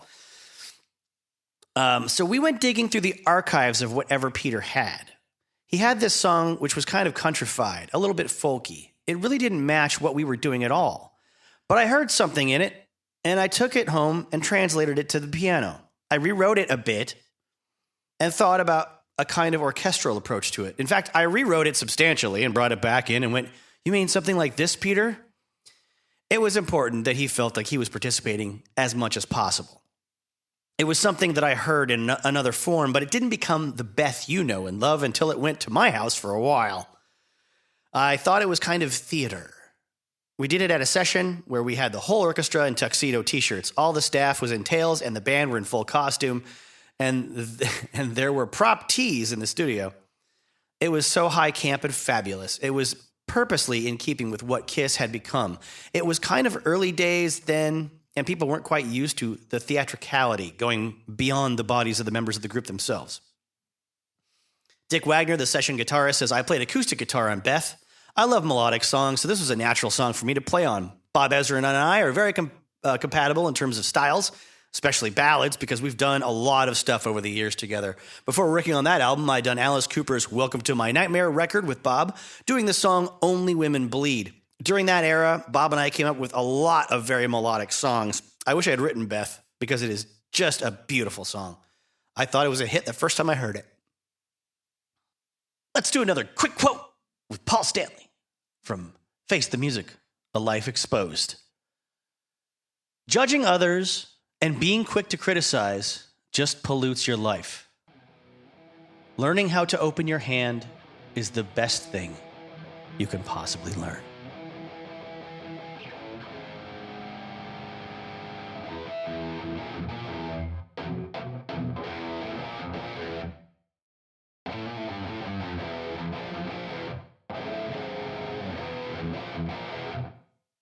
Okay, let's get back to chips a bit. Let's get back to the part of the episode where Donnie Most, as Moloch, leaves the performance at the beginning of the episode. By the way, I forgot to mention, the episode starts with a montage of everything you're about to see happen in that episode, like all the high spots, all the high points, all the explosions and the car chase things and the musical stings and the murder attempts and stuff. It's like a quick little montage that happens in like 12 seconds. I forgot the TV shows used to do that. They were like Chips must have been in a pretty competitive time slot or something at the time to just like, so you could tune in, and the idea being you would tune into the top of the episode and see a bunch of stuff happen and go, okay, I'll stick around for this. If there's going to be that many explosions. I mean, I think Dukes of Hazzard did something similar, if I'm not mistaken. And I'm sure a lot of other shows did too for a little while, but there's a lot of action in these shows. Late 70s, early 80s, man. There's a lot of gunpowder and a lot of dynamite. You know, there's a lot of DuPont dynamite going around in the late 70s, early 80s in Hollywood. And there's a lot of big metal cars to blow up. Big, heavy, wide, can really, take an explosion underneath the undercarriage and then flip off of a cliff cars. They're coming out of our ears at this time in America, and it's a sight to behold. There's a scene, there's a wreck scene. 3 identical cars are driving down the highway, and a little kid rides his bicycle in front of them, and one of them in the back accelerates to put 2 of its wheels over the back of one of the other cars that's identical to it. It's one of those nondescript kind of Chevy Dodge Fords of some kind, and whatever the late 70s equivalent of a Ford Taurus would be, take a Ford Taurus from the early 90s, then stretch it out and make it all boxy and stuff. Something that looks like a really bad fake Cadillac and is definitely not a Cadillac. They just drive up on the side of the other car and then flip. And then they crash into a gas truck. And then the bass player for Metallica almost gets blowed up. And then Eric Estrada comes in and saves him. I'm kidding. We all know Robert Trujillo as the bass player for Infectious Grooves, right? Okay, good. Kidding. Suicidal Tendencies. Kidding. All 3. Ozzy Osbourne as well. God bless that man. He was playing a character called Flippy. And he had like 4 good scenes in it too. He looks like a 12-year-old. Supposedly he was 18 at the time, if the birth date on IMDb is to be believed. But I've already gotten ahead of myself. I was going to reference the car chase scene, or the not even car chase scene, because there's not a car chasing Moloch. Moloch is driving down the freeway after his performance in his super cool hearse, and he's listening to his own stupid song for some reason. The tape is in the cassette tape deck. Devil take me, devil take me. And then a voice comes on and says, Moloch must die. Moloch must die. And then like red smoke comes out of the vents in the car and fills it up. And he doesn't think to like roll the windows down so he can breathe. And Paunch and what's his name? Zippy or Bobby or Hot Rod or Hot Dog? Bobby Hot Dog Nelson, who is the new partner on this series of Chips, this season of Chips. A season that also features, by the way, let's see, episodes where Paunch works as a male model. A crooked kid claims an extraterrestrial made her rob a jewelry store. An out-of-control robot wreaks havoc at headquarters. And a score gets settled at a nude beach with a perilous chase on jet skis or dangerous daredevil stunts. So much action packed into this season, this final season of Chips. I, like a lot of other dirtbags that have no redeeming moral qualities, know Eric Estrada most fondly from the television program C-Lab 2021. Those of you that know. And those of you that don't, maybe look it up on YouTube. I don't know. Don't blame me. Don't blame me if you don't like it. It was the early 2000s, late night Adult Swim cartoon show. Not saying it aged well. I don't want to know if it aged well. I'm just going to enjoy it till the day I die. So Moloch's driving this hearse full of smoke and listening to his own record album on a cassette tape in his cassette tape deck player in his awesome hearse, aforementioned. And Paunch and Bobby are escorting him because they had to make sure he got away from the show unharmed by crazy Christian protesters, as well as his crazed demonic fans. And Moloch realizes he's got no brakes. Okay. So he starts getting the cops' attention and he drives past them really fast and starts driving erratically. And they try to catch up to him. And I think Paunch has to tell him to roll the window down, which makes no sense. And he's like, no brakes. I can't stop. So Paunch is just ready for action. He tells his partner, hold my handlebars, keep my bike steady. And his partner puts his left hand on the right, handlebar there.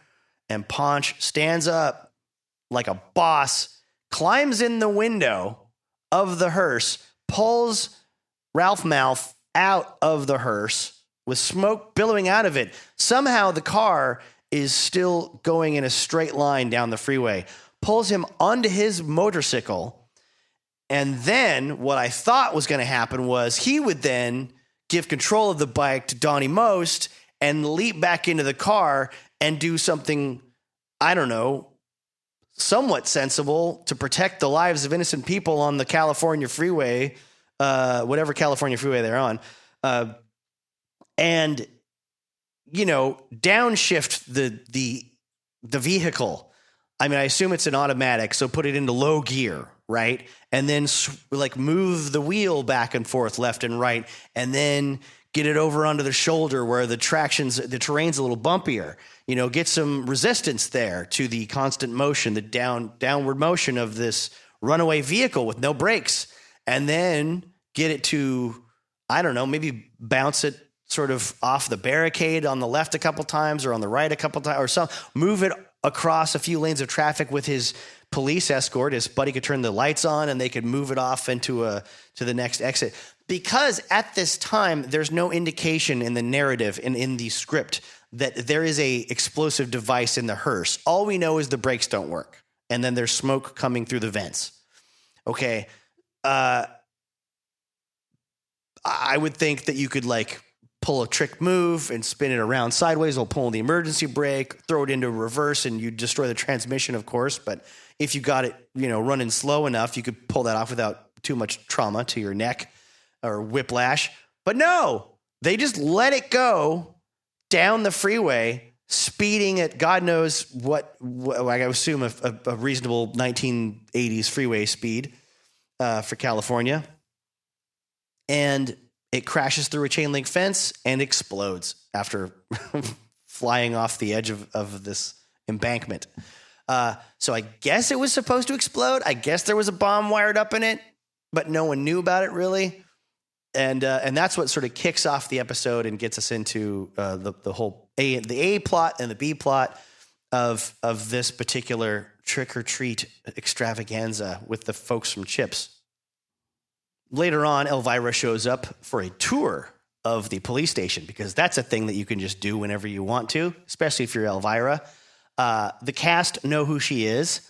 One of the cops says she's the... Oh, let me get... I wrote this down word for word.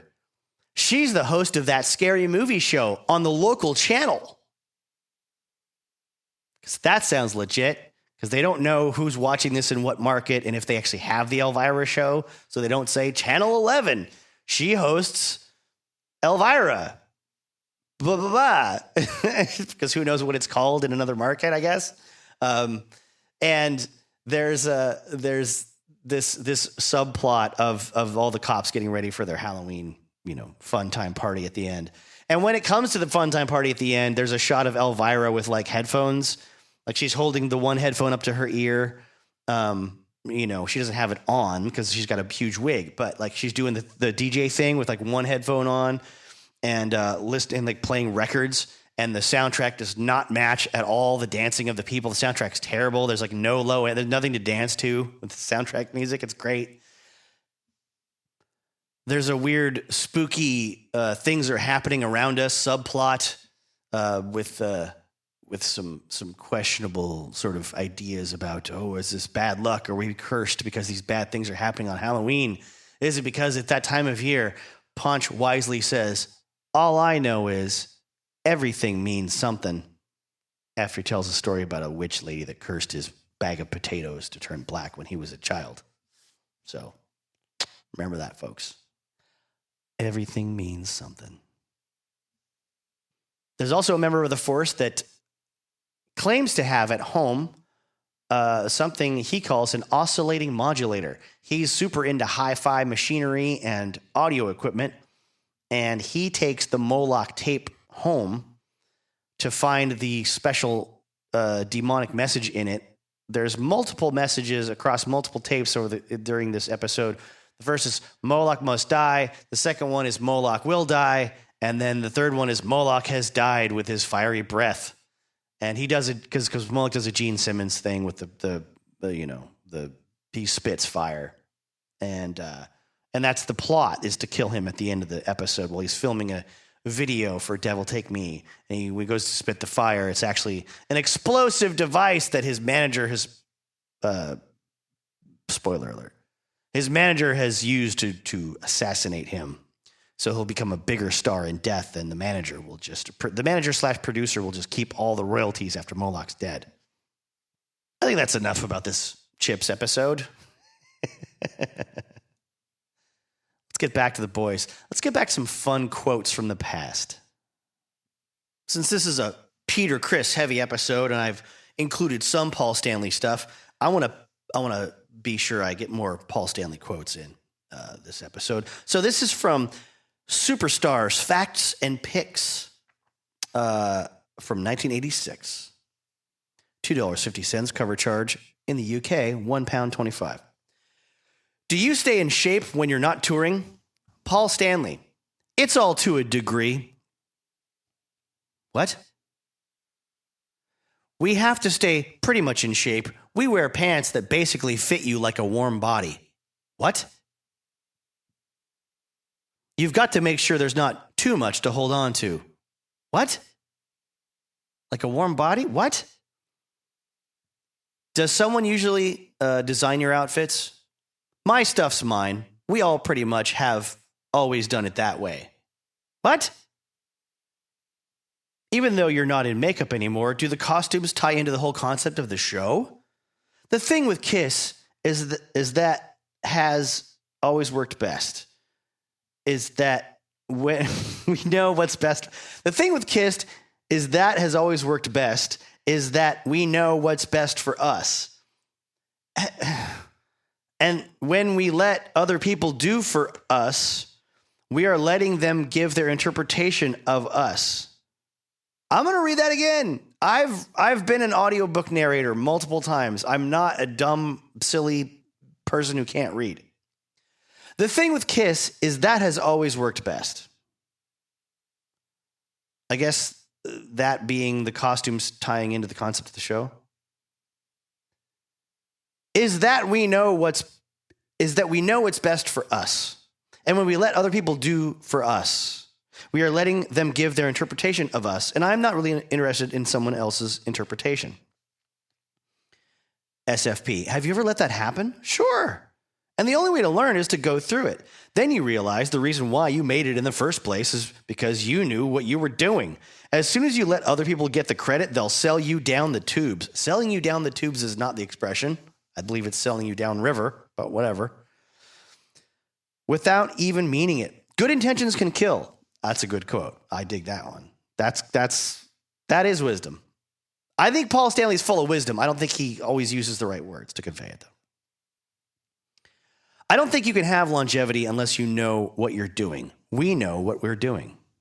Well, after 20 albums, I should think so, Paul. Yeah, well, we've always worked at making insanity art. And we've made an art and a career at what we do. How do you keep it all fresh? You have to know what you're doing. Good advice. I think he already said that a couple times, though, didn't he? Cocaine! It's not a matter of how to keep things fresh. It's a matter of when things aren't fresh, you quit. Maybe we're real lucky because we love what we do, have a great time, love our fans. The reason I started in the first place was really to fulfill my own fantasies. Whoa! What a fucking shocker there. What a revelation, Paul. He started being a rock star to fulfill his own fantasies, people. Wild. Oh, Paul. Oh, Paul. Oh, Paul. It's for you Halloween fans. There's 3 of you out there that know what that was from. What scene that was. So let's see. And I'm still doing that. I'm doing as much for me as I am for the audience. Oh, wow. But the whole music business has changed since you guys started. But people don't change. Truth is the same truth that was true 100 years ago and will also be 100 years from today. These quotes are like L. Ron Hubbard. This is stuff that like L. Ron Hubbard would make Dianetics out of or something. The truth is your truth, and it will be the truth 100 years from now. Jesus. We don't sing about anything that is going to date itself. Oh, don't you? Well, no, he's right. He's right. The lyrics are not like about current events. That's true. And from his point of view, that is true. The music dates itself. The costumes date themselves. And a lot of other people's from that time do too. We sing about having a good time, about believing in yourself, not listening to the people who are miserable and trying to keep you as miserable as they are. And that was true before any of us were around. That's sage advice, sage wisdom, I would say. When you started, you were outrageous, but that was outrageous then. Oh, sorry, but what was outrageous then may not be so today. You know, after the initial shock of something wears off, it's either going to remain because it's good or it's going to die away. The difference between a good horror film and a bad one is that you can watch a bad one once and a good one is going to keep you going back to it. And magic is the same way. If you watch someone pull a rabbit out of a hat, you can only watch it so many times, unless it's really well done. I think at some point the word gimmick has to leave, and you have to either make it or break it on what's there. That's very true, everybody. Think about that tomorrow at work. You're going to make it or break it on what's there. I don't consider myself a purist or an artist. Thanks, Paul. Neither do we. Neither does anybody else. We already know that about you, though. You're not fresh off the block trying to let us know who you are at this point. It's 1986. Oh, my God. I'm not into painting the Sistine Chapel or starving for art. I'm just trying to make the best TV dinner possible. I get it. That's cool. The music I make is for the masses, not a small group of people. I try to do that the best possible way I can. Whew. This interview goes on, too. As a reminder, I'm a fan of Kiss. Just reminding you. Here is a good quote from Paul, though, from this interview. How would you sum up Kiss's achievements? Probably, hopefully, that we took the apathy out of rock and roll, says Paul. When we first came around, bands thought they were doing everybody a favor with what they were playing. Once we did a real show, the fans wouldn't take much less from anybody. I think that's accurate. I think Kiss deserves to lay claim to that, considering the era they came, the post-hippie era, post-hippie, pre-punk era. There's a lot of people living in the doldrums. There's a lot of musicians that aren't even considering the audience they're playing for. That's an element of the Kiss mentality I've always admired and always loved.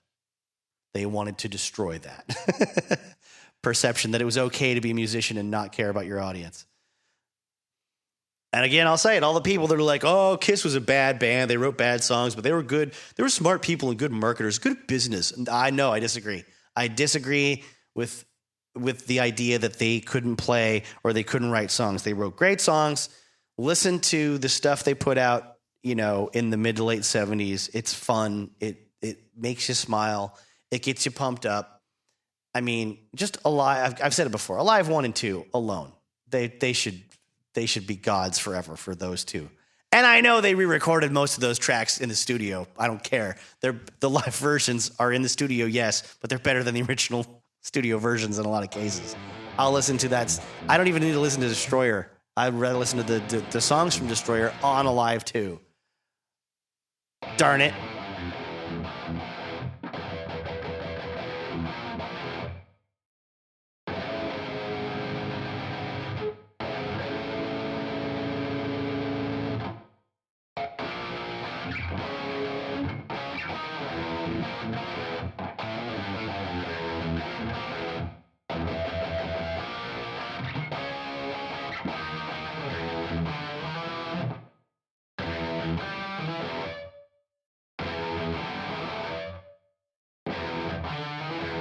So getting into some of the later stuff, when the band starts, let's say, getting into their solo albums and things like that, Peter's got a lot of details about the guy that he picked to produce it, and then it changed to somebody else, and then that guy ended up working with Gene, and Gene was a real dick to him and all of his performer friends that he had brought in to play on the album, and then Peter was going through lots of physical pain during the making of the album. He was still sort of in a bit of a recovery mode because he was healing from some injuries. And, he's like, if my fingers weren't burning, my neck was in such pain, I had to wear a brace. And when I really belted out a song, my ribs felt like I'd just gotten stabbed. He goes, this is where I'll compare him to Paul again. Paul will say things that make no sense. Paul's a big rock star mentality, right? Peter's a big rock star mentality. But Peter's rock star mentality is specifics about himself and what he wants and what people do for him and say to him. And Paul is big rock star mentality in terms of concepts and ideas and symbolism. And he says ridiculous things like, I'm paraphrasing, but I know I heard this one time. It's like, well, some people like the appetizer and the main course, and some people like the dessert, and with Kiss, you just get the whole hog. Or, he says tons of things like that. I think the reason the electric guitar is the instrument of rock and roll is because it's basically an extension of what you've got between your legs. Thank you, Paul. But compared to that, Peter says, people often ask me how I come up with my lyrics and ideas for songs. Do they, Peter? I'm sure they do. Some people do. Well, take That's the Kind of Sugar Papa Likes, a song on the album that I co-wrote with Stan. And then he talks about how he was at his house watching The Treasure of the Sierra Madre, and Humphrey Bogart says, that's the kind of sugar that Papa likes. He's talking about money. And Peter's like, so you know how I came up with the title of that song? I directly lifted it from Humphrey Bogart. But here's the trick. I was talking about sex with ladies instead of money like Humphrey Bogart. So that was where I got the idea for the song, is what he's trying to say to us. You didn't get an idea for a song. You just stole what one of the most famous actors of all time said in one of the most famous films ever made. All right. People often ask me, how do I come up with the name of the song Citizen Kane? Well, I was watching this movie called Citizen Kane. So more of Paul's book for the crappier years in his professional life and what he sees as also the crappier years in Kiss's life without him and Ace. There's a lot of his strong opinions about what Kiss were doing without him and what he went through, maybe touring with Ace now and then and still not really loving the whole situation there, hating playing Kiss songs that were written not by him or Ace, but, closing with Rock and Roll All Night, that kind of a thing really bugged him. But I think it's a great window into his mentality. If you're a Peter Criss fan and you still haven't read this, I know I don't want to repeat myself too much, but get this book, get it cheap, find it. If you want to know what kind of guy he is, it's not the greatest read if you're not emotionally invested in taking his side on everything. If you are, it's great. It is full of venom and piss and vinegar and crankiness. And judgment of other people's choices in life and business. So dig into it if that's your thing.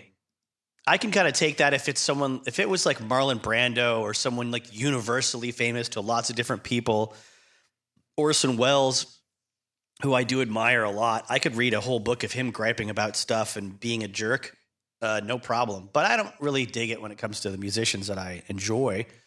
But I'm not that invested when it comes to Peter Criss. I think that's kind of clear. I think he's super talented, deserves everything he gets. I think he deserves probably more than he might have gotten back in the old days, depending on the deals that they signed. But there was a lot of snipey stuff in this book that I had bookmarked over a couple of months ago. And I just don't have time for all of it. I thought I was going to use it all to discuss in this episode, but man, I can't do it all. And you, Peter Criss lovers out there, just go get it, brother. Tear into it. And there's a lot of fun random stories. Apparently they were Ace and Peter were on the TV show Millennium. Does anyone remember that? It was started by Chris Carter after the X-Men, after the X-Files was a huge hit on Fox. And it starred Lance Henriksen. And I just never heard anything good about it. For whatever reason, it was on at a time, I think, when I was in high school and I couldn't really be bothered to be stuck at home in front of the TV. Apparently, he and Ace played state troopers in an episode of that show. And there's a cool little, partying with John Belushi kind of story, out in New York City late at night. Dan Aykroyd refused to go out with him. John called Dan Aykroyd and he said, "Hey, me and Peter Criss are, it's super late at night. We're going to go catch the subway over here and blah, blah, blah, blah, blah, and go to a party or go to a club." And I guess Dan Aykroyd's response was just doing a Rod Serling impression of, picture, if you will, two complete idiots that will be dead by the morning because of the choices they're making. And it's fuck him. He's not any fun. Let's go. Rah, rah, rah. Dig it. I just watched the John Belushi documentary from 2020 last night for the first time, so maybe I'm a little bit jazzed on that whole scene right now. Later in the book, Peter will talk about the little mini reunion on Kiss MTV Unplugged from his perspective versus what Gene wrote in his book. And then he and Ace just go out on the road again together for a while, though Peter seems to know in his heart that, Gene and Paul must be thinking about a reunion and seeing how profitable it would be based on the reaction of the crowd that night. Well, since we talked a lot about the different personalities in Kiss and sort of what their life was like on the road when they were getting a bit weird and how they've acted out, I want to go back to the narrative from 1979, which basically 1/3 of the book, Kiss Behind the Mask, is an unreleased biography commissioned or attempted, I'm not sure which, in 79. So on the Dynasty Tour, when they had gotten back together after their solo albums and before they were about to start, kind of falling apart as a band when it came to the Ace and Peter side of things. There's a lot of great quotes in this section from band members that are still thinking long-term. They're still trying to, if they're not getting along, they want it to appear as though they are. And I kind of enjoy, their perspective as people back then, before some of them became their own brand, like Gene did. And before people maybe started remembering things incorrectly decades later when they wanted to write their version of the history. Kiss, let's see. Gene says when he's sort of going in from what Kiss is all about and how people perceive Kiss, and he says some people just don't understand what Kiss is about. We don't tell people what to do or think or smoke or drink. We don't offer comments on the present world situation, political or otherwise. That's dangerous. We are a pretty shallow band, but I don't mean that negatively. We're a hedonistic band, and our lyrics are concerned with the senses, rock and roll, and having a good time. For Gene, having a good time on the road usually means girls. For years, his hobby was collecting Polaroid snapshots of every girl he's had the pleasure to have known. I've got 1,500 pictures of girls in various stages of undress, and some terrific movies. But everybody's got their relief to the boredom on the road. Lots of rock and roll people like drugs. With me, it's girls. Paul has also had a reputation as a ladies' man. Being on the road is Disneyland at times, a real fantasy. Things that could take it for normal on the road would appear, to the average person, to be totally absurd. My outlet, my means of survival on the road, is the hope of meeting some incredible girl. I'm always chasing that oasis, that mirage, the real knockouts. Somebody that I can relate to, somebody I might fly to a show, are few and far between. What a way to plant a seed, if you will, in a million women's minds. What a way to ramp up the it's like the imaginary sweepstakes of women around the world that want to be the special one for Paul Stanley, right? I mean, that sounds so calculated. I don't know. Still chasing that magic, still trying to find that one girl.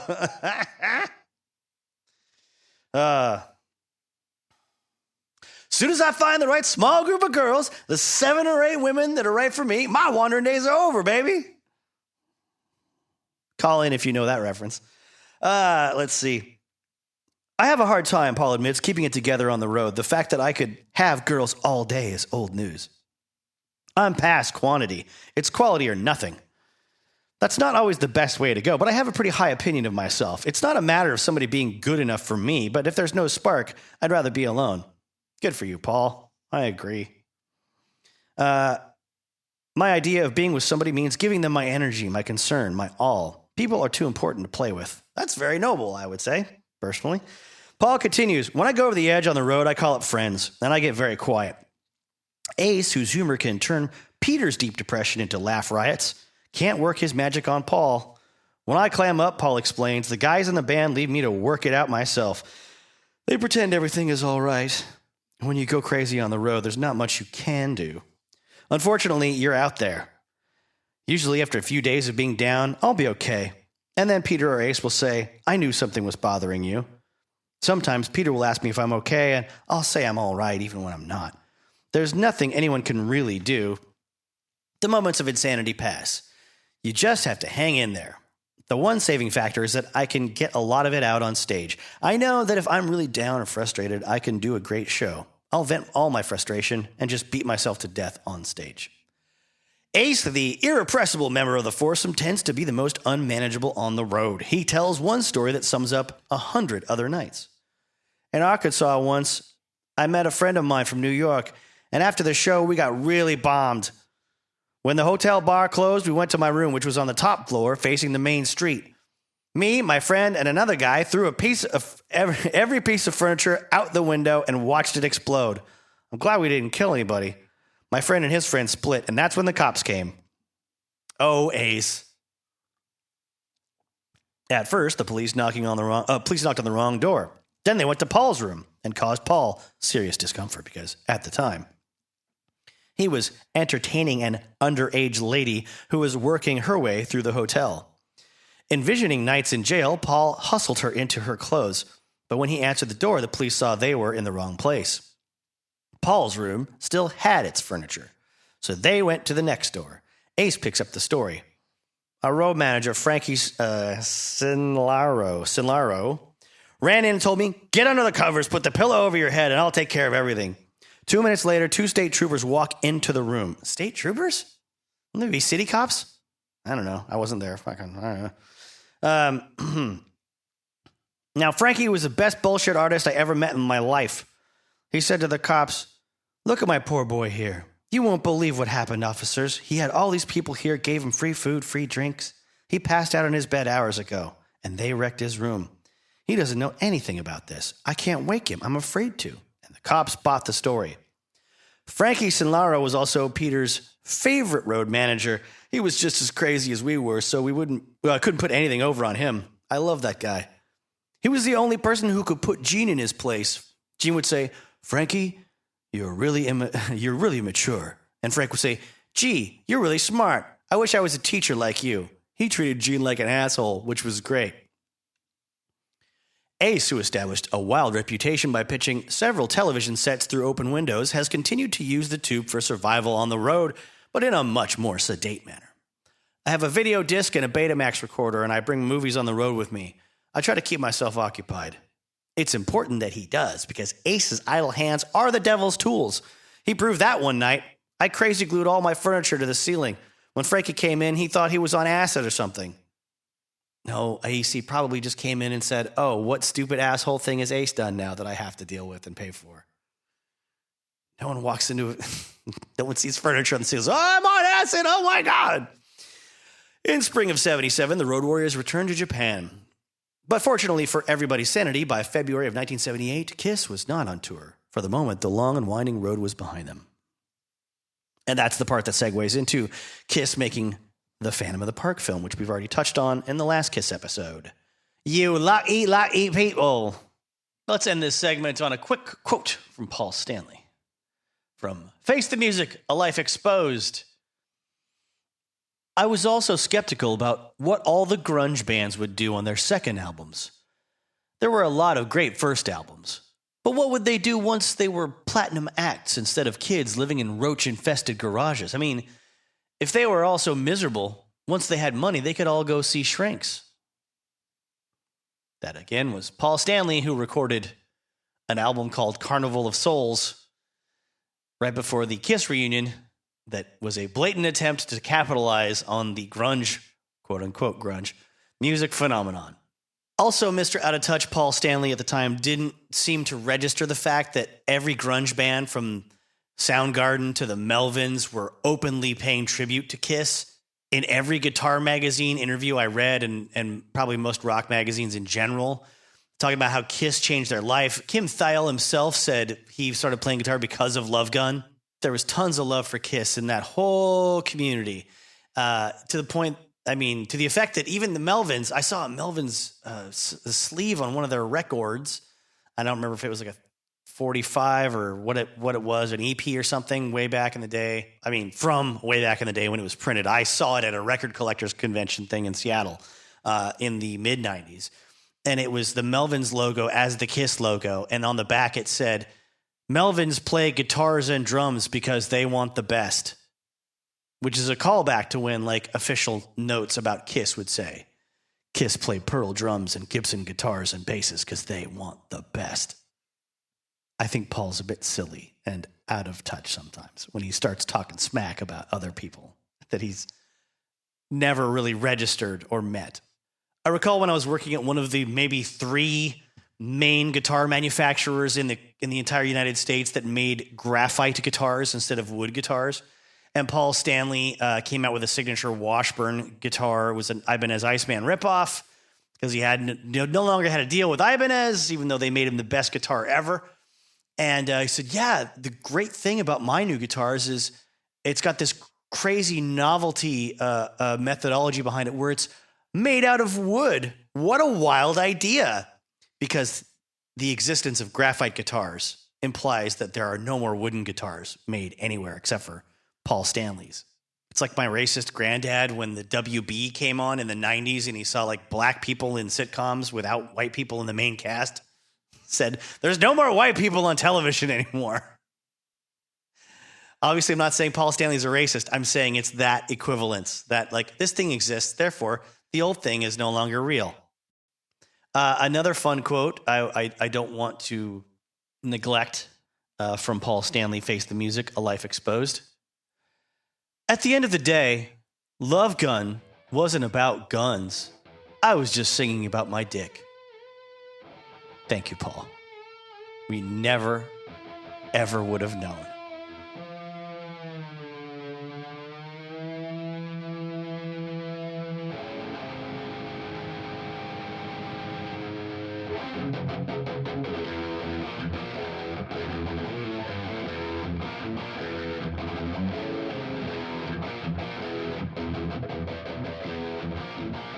All right, so this isn't one of my longest episodes, but it's pretty substantial now, and a lot of it is Peter with some of Paul's autobiographical writings thrown in, not an equal amount. And I will say that when it comes to the story of Kiss, Paul and Gene, I feel, are really good at telling a story. How accurate it is, I assume it's pretty biased in their favor. But the bottom line for me is that Paul's autobiographical writings are full of a lot of filler that only Paul cares about and only people that love Paul would care about. Now, Peter's autobiographical writings have a lot of shitty attitude, and that's kind of fun to read because I don't care about Peter's well-being or his point of view all that much. So this is sort of, this is not coming from a place of that I'm super proud of, but I mean, like I said, there's a ton of other stuff that I thought I was going to cover in this episode that it would just wear me out. So if you want more, get his book, yada, yada, yada. I've said it a couple times already, but I want to skip ahead to the reunion era stuff some more. I mean, we talked about it a little bit. So we were setting it up a little bit. There's details in his book about how pissed he was at Ace, that Ace is getting more money than him. And he says that Ace negotiated a certain amount of money because he was holding up his own solo album to do the Kiss reunion. Peter says there was no solo album. It was all a farce. It was a dodge. It was a bluff. Excuse me. That's the word I should have said first. A bluff. In the official Kiss book, when they talk about the creation of the album Psycho Circus, Ace does state that he had a solo album he was working on while the original like basic tracks for Psycho Circus were being done. So that kind of a statement could work in his favor and against his favor when you sort of counter it against what Peter Criss is saying, right?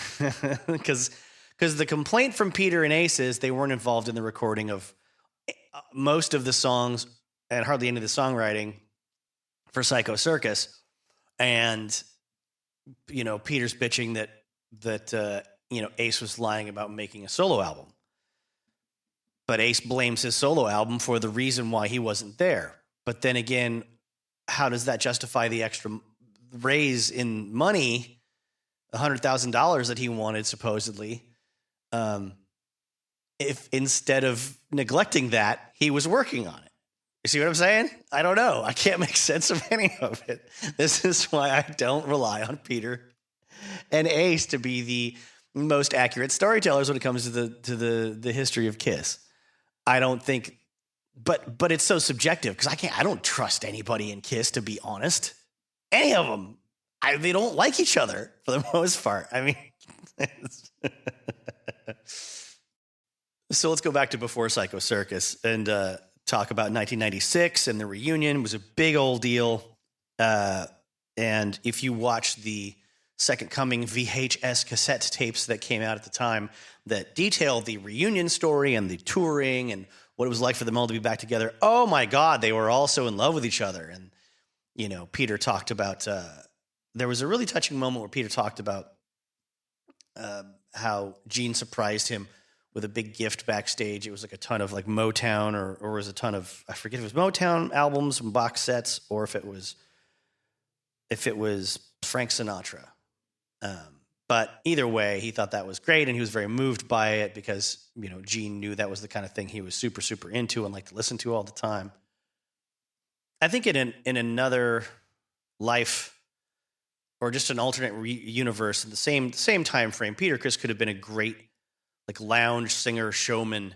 He could have, and I'm not saying this to be derogatory. I think that's a cool thing. I think that's a laudable thing. I think he has enough skill and talent and diversity in his skill and talent that he could lead a band all night and sing songs and play drums and maybe like have a rotating series of guest appearances from other musicians or stars or people like that.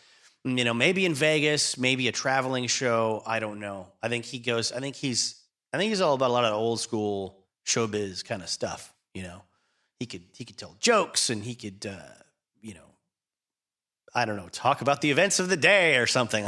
Maybe I'm wrong.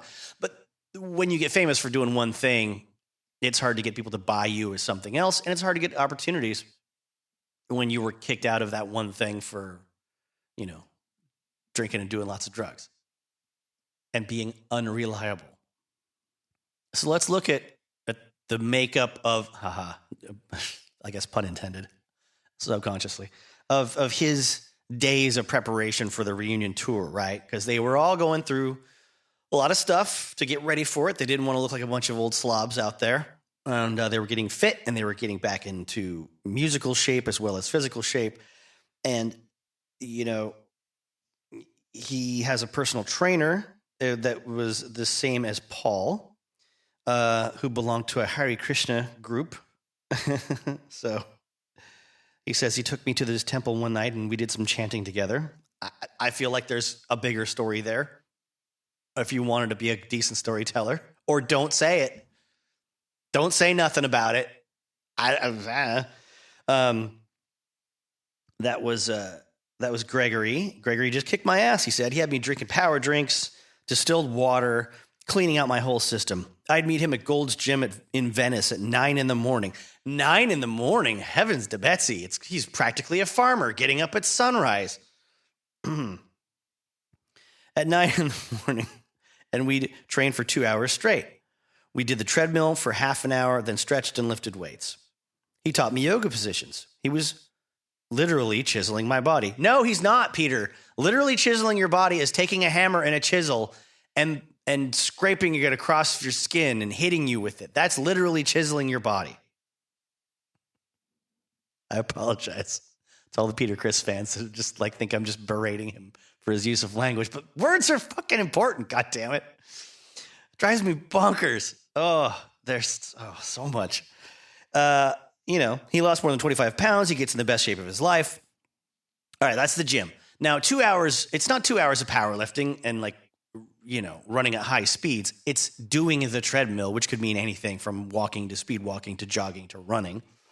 And then stretching and yoga and lifting.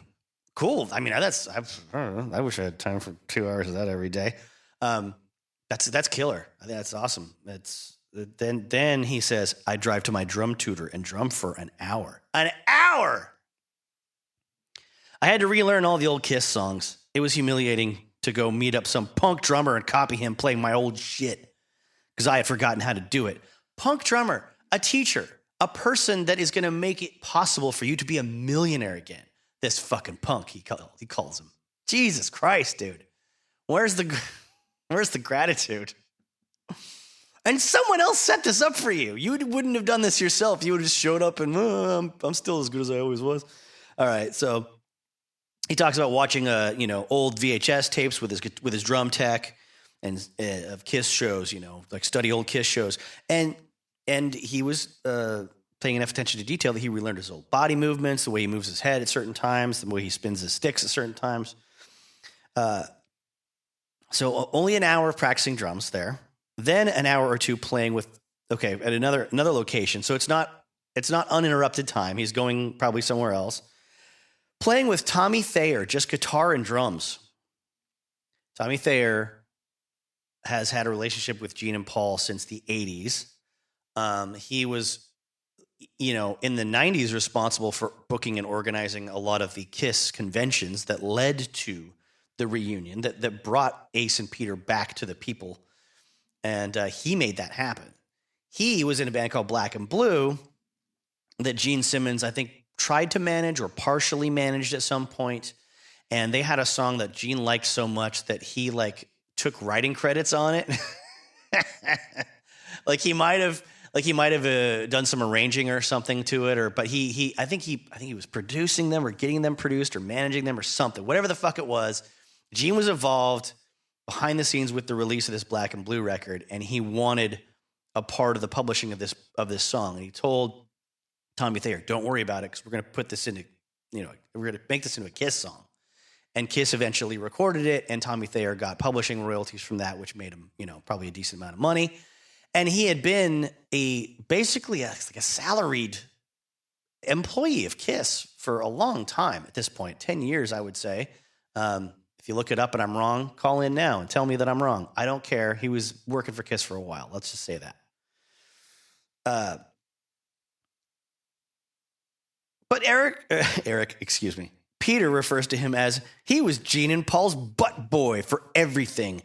But he was a Kiss historian who knew the most minute details of every show we'd ever did.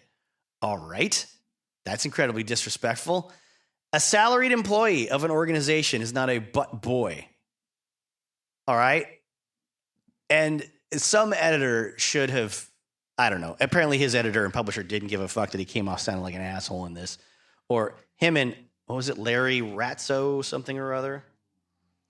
Some guy named Ratso helped him write this. He has also written books with, who is it? Howard Stern. He did Private Parts on Miss America. And then he did Scar Tissue with Anthony Kiedis. That is known as one of the most self-indulgent pieces of shit as rock autobiographies go. I'm having a hard time getting through it. Eventually I will. But Private Parts is an amazing book, I have to say, and that's mostly because of Howard Stern. Let's get back to the butt boy stuff. But he was a historian who knew the most. Yeah, we played Deuce and Strutter in Detroit Rock City, and it wasn't easy to relearn all those songs. Those are literally the easiest songs in the Kiss catalog. I mean, I'm generalizing here, but it's not like, it's not War Machine. It's not stuff that they did in the 80s. They're not as simple as like Kissin' Time. I'll give you that. Anytime is a kissin' time, USA. I understand they didn't write that one necessarily, but it wasn't easy to relearn all these songs I hadn't played for almost 20 years. Whose fault is that? You were playing Kiss songs on the road up to this point. You just didn't, you didn't play the hits, I guess. You were doing Hooligan, Won't Go to School Again. Because I know some goddamn Kiss people. Don't think this is coming. My sassy attitude is coming from a place of, dismissal at this man's talents. I'm not. I just known people in my fucking life that complain like this motherfucker does. And again, I'll reiterate, I'm not saying Gene and Paul are good people either.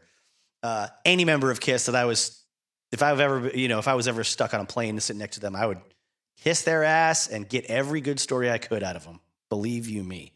But I wouldn't, necessarily trust them with my life or my money.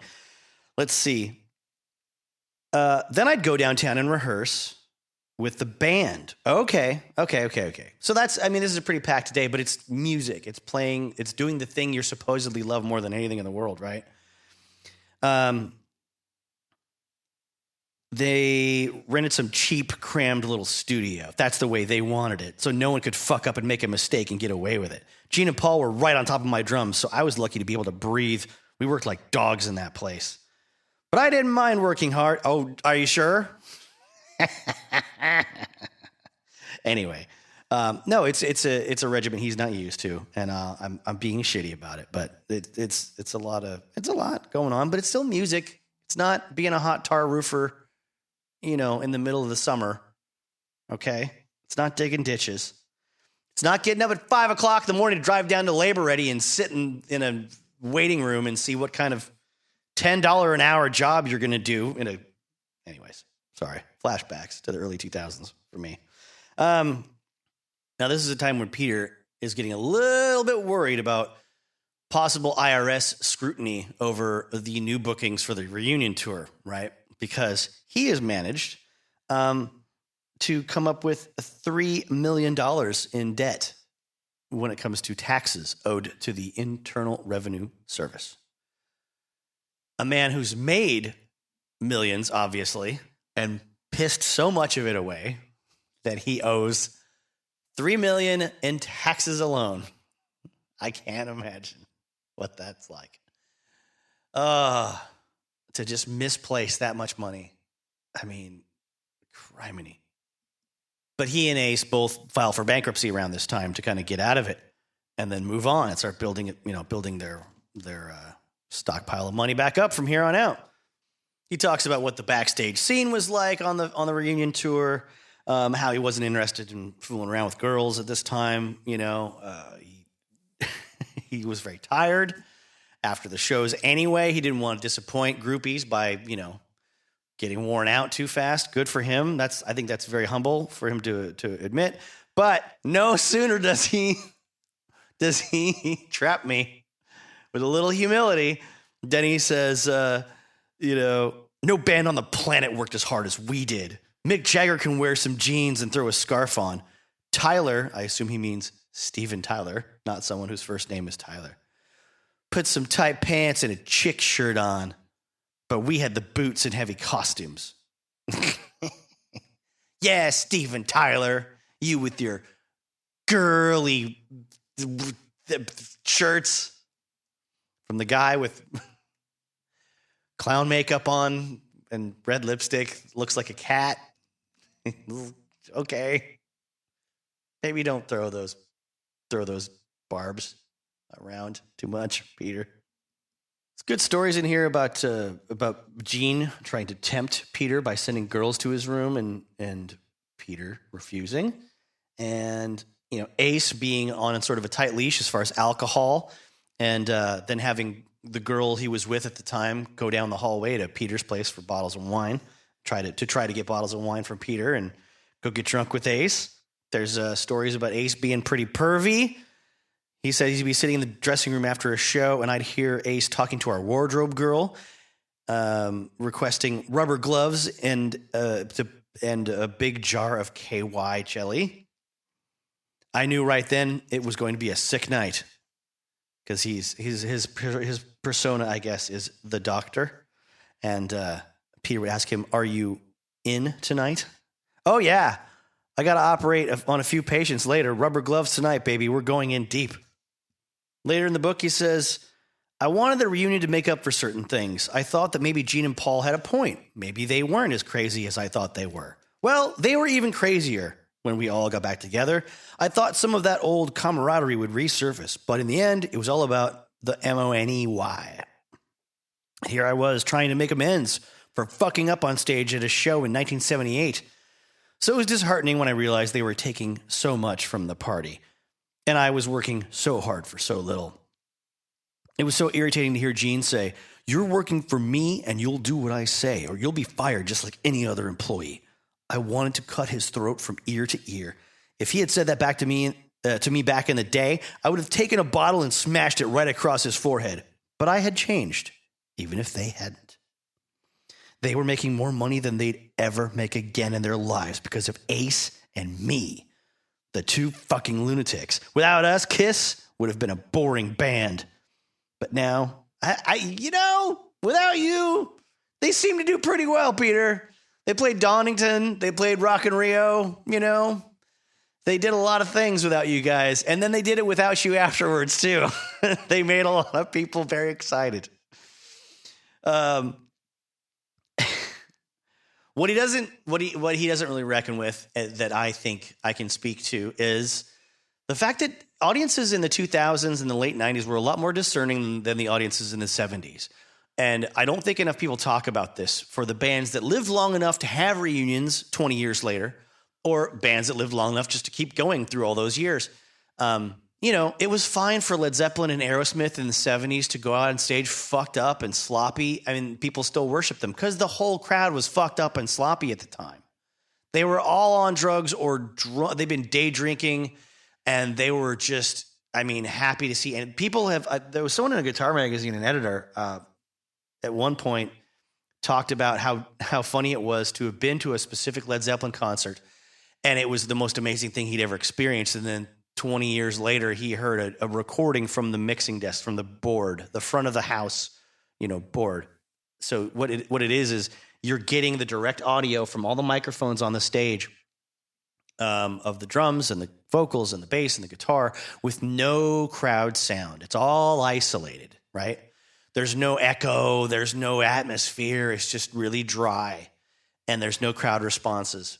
And it's not you perceiving the sound as distorted as it is from all the weirdness of the PA and the space of the stadium messing with it, and all the people screaming over it, kind of clouding what your ear is getting. And he said the whole show sucked.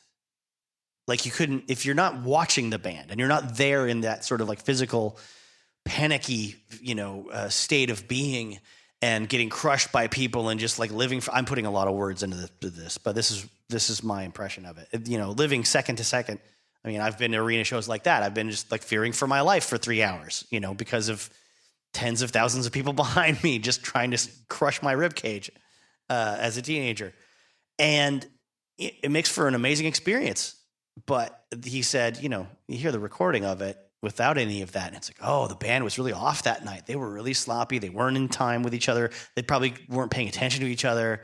Individually they had their moments, but, and I think people like Peter Criss don't get that like the audiences in the 90s are a lot more sober, and they're spending a lot more money on these tickets. When they were teenagers paying what, $10? I don't know, for a Kiss ticket, maybe less, maybe $5. Getting them legit, not like from scalpers with an increased price for like really good, or not having to go beat up a bunch of 5-year-old kids and steal their Kiss tickets. Ha ha ha.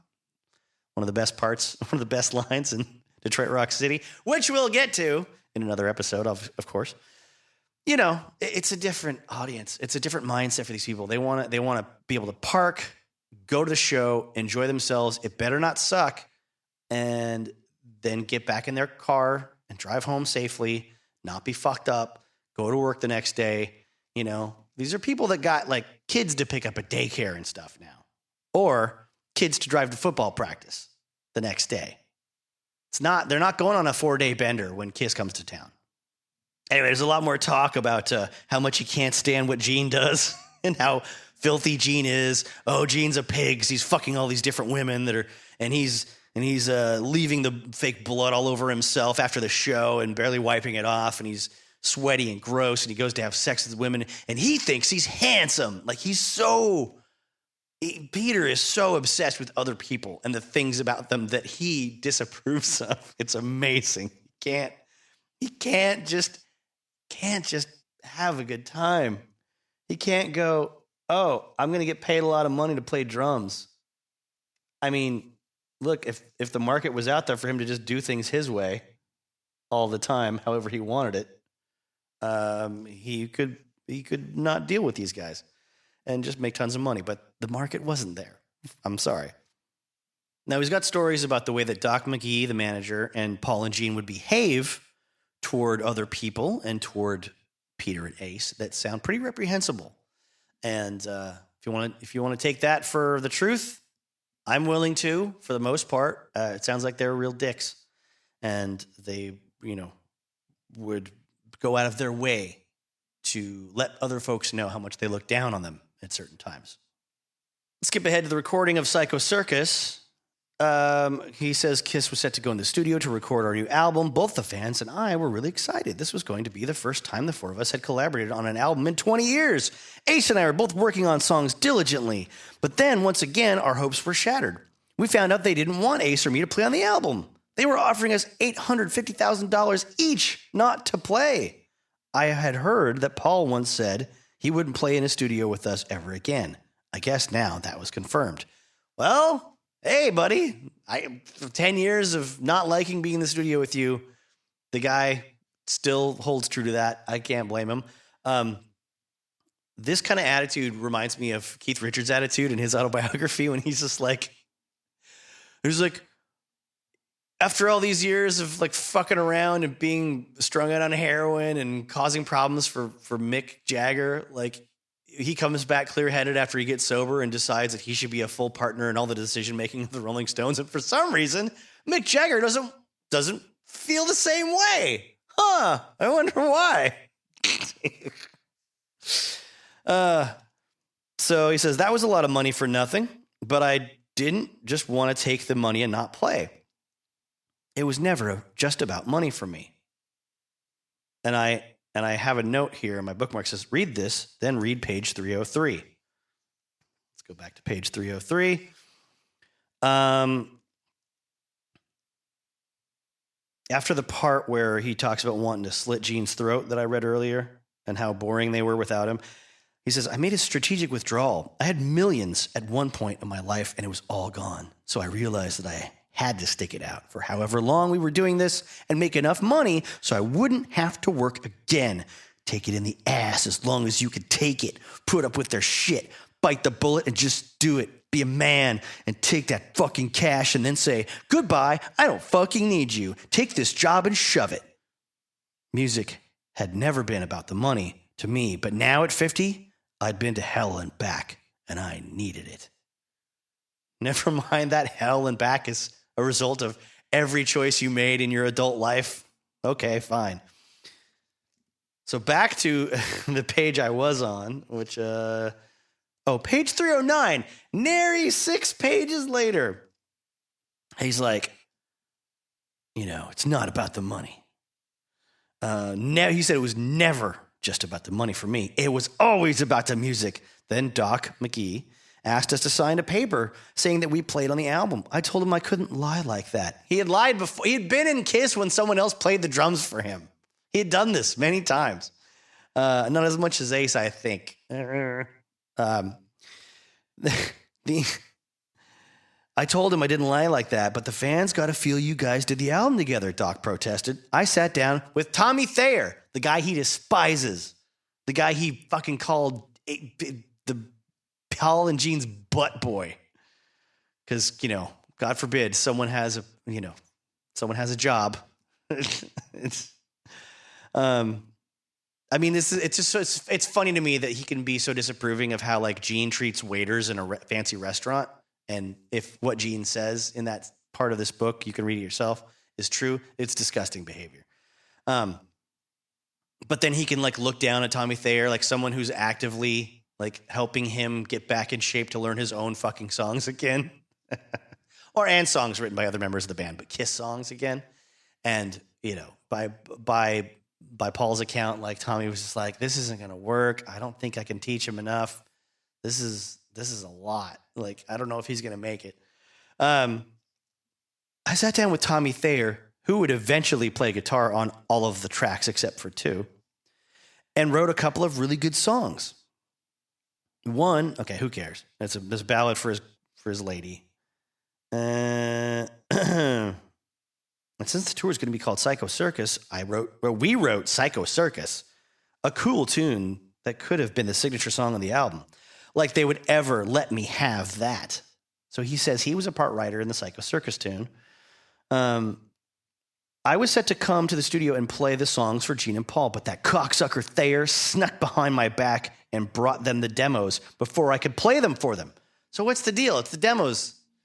Tommy Thayer, I'm sure Gene and Paul were like, all right, what is the stuff you're working on with Peter sound like? Oh, here you go, boss.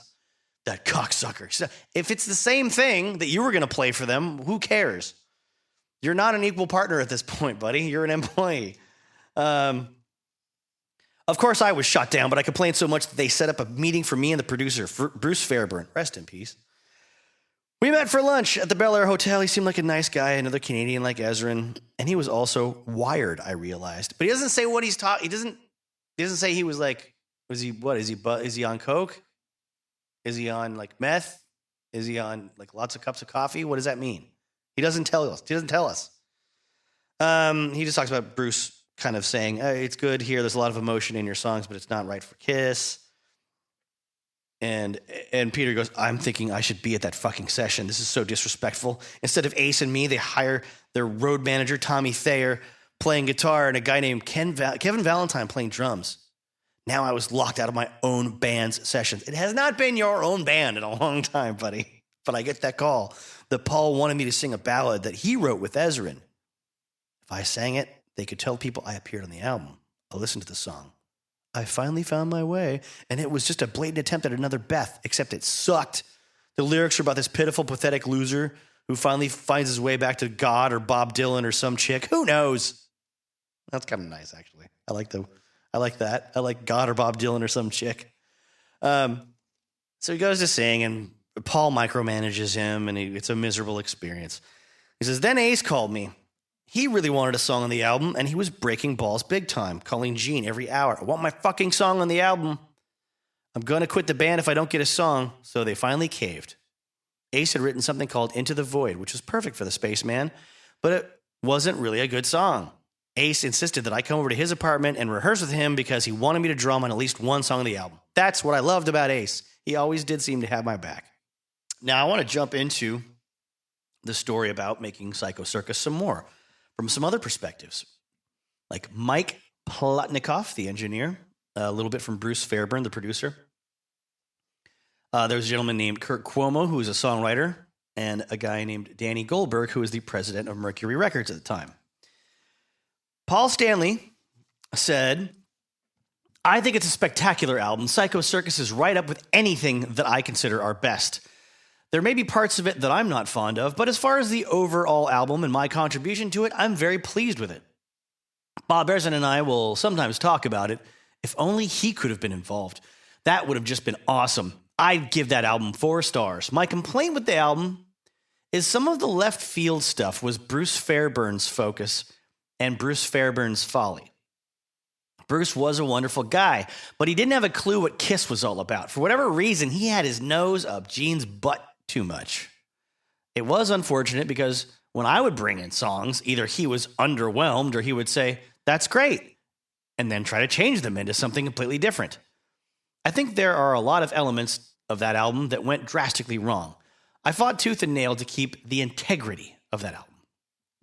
I'd like to say that I was just revisiting the old story of Paul Stanley's 1986 or 87, maybe at the latest, attempts to get Guns N' Roses to change Welcome to the Jungle into a radio hit that he would produce. Ooh. Gene Simmons says, I like some of the songs a lot. Psycho Circus, Within, and You Wanted the Best. There are enough tunes on it to say the band accomplished something. I think it's one of the better records. Look, I've bought Rolling Stones records all my life, and the earlier ones are better than the later ones. I don't know what to tell you. It's something about the spirit. Some of the tunes on Psycho Circus could have been found on earlier Kiss records. 3 stars. Ace Frehley, 3 stars. I think it was a good album. One of the things probably that isn't cool about the album is the fact that Peter and I didn't really play on the record. God damn it, Ace. So good. He's so good. Oh, my God. I would have loved to have played on the whole thing. After we finished the tour, we had taken some time off. They, Paul and Gene, had started working on a lot of the songs, and I didn't even fly out until the songs had already been recorded. I wish I could have played on it, but I didn't get on a plane until it was mostly done. Awesome. Oh, my God. I was still working at home on some of my solo stuff. That's one of the things that I think is lacking on the record, that me and Peter weren't involved on a lot of the tracks. So Mike Plotnikoff says, the reason Ace and Peter didn't play much on the Psycho Circus album is because of a decision Bruce Fairbairn made. Even though Gene and Paul wanted it to be the original band on the record, when Bruce heard Ace and Peter play in pre-production, he thought to make the kind of record he wanted to make, Ace and Peter wouldn't cut it as players. Kevin Valentine played drums on all the songs except for Into the Void. He was an amazing drummer. Gene, Paul, and Kevin would lay down all of the basic tracks. And basic tracks are when you are recording initially. The first part, like you get in the studio, you got to get the drums right, and you need a bass player and guitar player at the bare minimum, usually, to jam together. And, you know, everything is recorded in little isolated booths. So even if the bass player or guitar player screws up, the drummer won't get thrown. You know, the drum track could still be good and you could still save it, right? If the drummer doesn't screw up. Because the drums are the hardest thing to edit post-production or during production. And the basic tracking is very important in establishing the energy of the album and how cohesive it's all going to be. If the basic tracking is like rough and not cohesive, then there's going to be a lot of editing, and it's going to cost a lot of money and because it'll be a lot of time to make this, to polish this turd, basically. So you don't want to waste a lot of time with a drummer that's not going to pull it off. But also producers like Bruce Fairbairn that had a lot of pull and a lot of authority, they could also kind of do favors for their friends. This is me implying some stuff. I'm just saying, he probably was like, look, I got a guy that's really good, and he needs, he deserves a good payday. He won't be credited on the album, and this will go a lot faster and save us a lot of money. It'd be a good opportunity for him. I can't ask Bruce Fairbairn because, unfortunately, he's not with us anymore. And even if he wasn't, he wouldn't talk to me, I'm sure. Let's see. Back to what Mike was saying. Gene, Paul, and Kevin would lay down all the basic tracks. Ace played on Into the Void, and he did a couple of guitar solos as well, probably 2 others. Bruce Fairbairn says, up until the point I started working with the band, I was a passive Kiss fan. I was a fan because they were so outrageous. I was into a few of their tunes. As a producer, Kiss weren't known for their songwriting and the musicality of the songs, although they had some great songs that came out from time to time. They were known more for their stage show and as a live band. Thanks, Bruce. Thank you, Bruce. Raquel Welch is... This may surprise you to know. I'm an expert telling you this, you silly people. Raquel Welch is not really known for her skills in genome splicing. She's very well known for being an actress and also looking amazing in any kind of garment she's ever worn in her entire life in front of other people's eyeballs. Just thought I'd let you know that, folks. Anyways, back to some truth bombs. The late Bruce Fairbairn's gonna drop on us.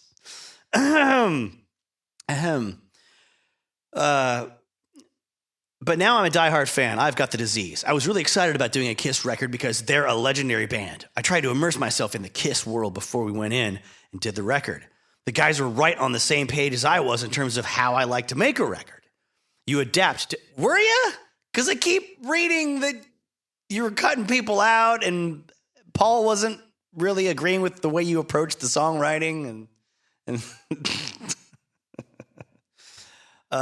sorry, I keep interrupting this very, very authoritative narrative of Mr. Bruce Fairbairn, who did more in his life than I ever will. I understand that. I understand that. I understand I have no cause to mock this great man who made Aerosmith's Pump and Bon Jovi's Slippery When Wet and AC/DC's Razor's Edge. From my lowly position. Where was I? Oh, yeah. You adapt to the different characters in the band. Everybody has a different style of working. If you're a good producer and you understand that early in the game and you work with it so that they're comfortable. After all, you're making a Kiss record. You're not making a Bruce Fairbairn record with Kiss playing. Gene and Paul took a great attitude. They said, this is your record, Fairbairn. You can hang yourself with it, or you can make a great record. We're not going to get in the way unless it looks like we're going south at 120 miles an hour and we're headed for the ditch. They were very supportive in all aspects of the production. I had the sense that Gene especially knew what I was going to do before I did it. As a producer himself, he had confidence in what I was doing to the point where he could relax and think about other things, writing and singing. There were times when Gene and Paul would put suggestions on the table. Paul and Gene were very knowledgeable. They had really good ideas. I'd come in sometimes and Gene would be sitting at the control desk and the speakers would be fucking flying off the wall. I don't know what that means, speakers flying off the wall. Maybe he means turned up very loud. He'd be sitting there pushing faders and having a great time, totally in a trance. It was great. After he was done, he would say, oh, I needed that. That was great. We didn't want to make a concept record where everything had to relate to the concept, but we did consciously look at this and go, welcome to the show. The first song was Within. Once you're here and you've come through the door, we're going to take you on this trip. Once you get past Within, it becomes a little looser in terms of presentation of the songs. They're just stories. But then at the end, You've gone on this journey and lyrically asked a few questions. Did you fly without wings? Did you hear? Did you see? So there was a bit of closure to the record, lyrically, more than musically, although it's a spacious kind of tune. On Journey of 1,000 Years, we could have made an older sounding Kiss record, or we could have made a really slick 1999 record. None of those would have worked. We had to find the right spot and choose the songs accordingly. There were a couple of situations with the record with overdubs where it could have kept going on and getting bigger and bigger. Journey of 1,000 Years is one of those kinds of songs where you could produce until the day you die. Part of the job I have as a producer is knowing when to pull the plug and say, listen, we're done. If we put more parts on this song, it's just going to go downhill. Now, another quote from Mike Plotnikoff is that Paul and Gene are both great singers. They were professional. They'd nail a vocal pretty much the first time. They were good at what they did. Paul played most of the rhythm guitars on the record. He's a great rhythm player. He also played some lead guitar. Tommy Thayer played on the record. He's an amazing player because he's such a huge Kiss fan. Tommy copped Ace's style. He plays like Ace. I'm sure Tommy had some guitar on most every track. We recorded 19 songs of the record, 10 made it. Some songs were slated for B-sides. Most of the songs that didn't make it on the record were Gene's songs, and they were some really good ones. I Want to Rule the World, I Am Yours. They're very Beatlesque, more ballad-oriented songs. Some of the Gene songs were Rear View, Sweet and Dirty, and Carnival of Souls. There's also a Paul song that didn't make the record, Body and Soul. Gene had enough songs left over for a double record. Bruce had to walk a fine line when he chose what songs to record. He had to make sure it was even. There had to be the same number of Gene and Paul songs on the record. Bruce goes into more detail, saying Gene had 3 or 4 cassette tapes of tunes. Paul, on the other hand, only had a few snippets of ideas. So you can be Gene and write like a ton of songs for the record in advance, or you can be Paul and just like show up and go, I think I might want to do this, and still get the same amount of tracks, which means you're getting paid the same amount as the guy when this album sells, same as the guy that wrote a bunch of songs in advance. But I think somewhere else in our talks about Paul, it's been stated that Paul is more of a working under pressure kind of guy, not a prepared, in advance kind of guy like Gene is. Let's see. Ace had 3 or 4 things he'd been working on. Peter had a few things too. Paul's a pressure writer. His best stuff is done when his back's up against the wall, and he comes up with songs like Psycho Circus. Is that his best stuff? Is Psycho Circus, if you want to look at Paul's whole career?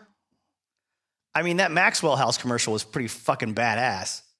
His singing on that was killer. I'm not saying Psycho Circus is a bad song, but I mean, in the whole history of Kiss, oh man, he just comes up with the best stuff ever. When I'm producing him, Bruce Fairburn, who Paul does not like and has some mean things to say about, even though I'm dead. Of course, I'm being a little bit facetious. I don't really listen to the Maxwell House commercial with Paul Stanley singing all the time. Just when I wake up in the morning, when I want to get motivated. Bruce talks about Ace's attitude when it comes to songwriting. He says it's, with Ace, it's about going through the songs he's got. He loves everything because he's the Ace, which is kind of one of those fake diplomatic and also a little bit passive-aggressive, backhanded statements about somebody. When you don't want to talk smack about someone and someone asks you, what's Ace like? Oh, Ace is Ace, Oh, what's, Oh, what's it like working with Harvey Weinstein? Oh, Harvey's Harvey. You don't say, oh, he's a rapist. Weinstein, that is. Not Ace. As far as I know, Ace didn't do anything bad to any ladies. What was the end of that bit? He comes up. A lot of it's really good in a different context. But you really have to try and find the right Ace songs for the record that really show him off. Really? Are there Ace songs that don't show off what Ace can do and you had to be the guy to pick through it, Bruce? Really? Is he just too magnanimous with the music parts on the songs that Ace freely writes for himself? I highly doubt that. A quote from Ace: when I write songs, I don't really think that much about them. I don't really ponder lyrics. Sometimes I might not write a song for a month or two. Gene Simmons told me he submitted 100 songs for Psycho Circus, and they used 4. To me, that's insanity. If I start something and I don't think it's going anywhere, I'm not going to waste my time and finish it. To me, it appears Gene doesn't know the difference between a good song and a bad song, because if you write 100 songs and not know which one's better than the other, doesn't make sense to me. Yeah, it's another one of those sentences that when you say it out loud, it doesn't really work too well. Now, I want to take a quick detour here into Classic Rock Magazine's Kiss special, which was a great, big, huge, volume they put out. I mean, they did this for a lot of bands, Guns N' Roses, Black Sabbath, Led Zeppelin, things like that. And sadly, no Oingo Boingo yet. Damn it. No one cares about Oingo Boingo. But me, and that one Russian dude that made a 2-hour-long documentary on YouTube. They have a breakdown of all the albums that Kiss ever recorded, I believe, and they've broken them down in terms of good, worth exploring, superior, reputation cementing, and essential, classics. The essential ones are like Kiss, Alive, Destroyer, Alive 2, Creatures of the Night, superior, Hotter Than Hell, Dressed to Kill, Rock and Roll Over Love Gun, Ace Frehley. Then superior, Paul Stanley, Dynasty, Unmasked, Lick It Up, Revenge. Good, Gene Simmons, The Elder, Animalize, Asylum, Crazy Nights, Hot in the Shade, Sonic Boom. And then there's the Avoid section. Under the Avoid section, I see 3 albums. Yeah, just 3. Just 3. In the Avoid section, there's Monster. It says Vertigo 1989. Titled their most recent studio album was Classic Kiss, but the record itself was less so. The band had sounded revitalized on Sonic Boom, but 3 years later on Monster, they lost that. So the Vertigo 1989, that must be a misprint. Ahead of the album's release, Paul Stanley had hyped it up in a typically overblown fashion. A sensory overload, he said. Powerful, heavy, melodic, and epic. But in truth, there wasn't that much to shout about. There were flashes of proper old-school brilliance in Paul's daft rock and roll sermon, Hell or Hallelujah, and Gene's monolithic Back to the Stone Age, but sadly, the remainder was as flat as a week-old bitter shandy. Carnival of Souls, Mercury, 1997. More than one hair metal era tried... I think they mean to say more than one hair metal era band tried their hand at the grunge album. Kiss's attempt at Carnival of Souls found them ditching the party anthems for a heavy downbeat style similar to Soundgarden and Alice in Chains. It was a strange turnaround for a band that had been cited as a major influence by Kurt Cobain. Moreover, the notion of Kiss as an alternative rock band was ludicrous. Disaster was averted when the 1996 release of Carnival of Souls was shelved when the classic lineup reunited. This album eventually snuck out a year later as kind of a official bootleg deal. And then the only other album in the Avoid section of this rundown of Kiss's career is Psycho Circus, 1998. Ah, shit. It's like Bruce Fairbairn is lying to us or is completely disjointed from reality when it comes to what Kiss fans want. I mean, I'm saying Kiss fans because the people writing this actually like Kiss. These aren't like normal rock critics. These are not Rolling Stone critics that hate Kiss's guts, right? In 1996, the prayers of Kiss fans were answered. The band's original lineup reunited, put the slap back on, and toured to huge success. 2 years later came Psycho Circus, the first Kiss album since 1979, to feature Ace Frehley and Peter Criss.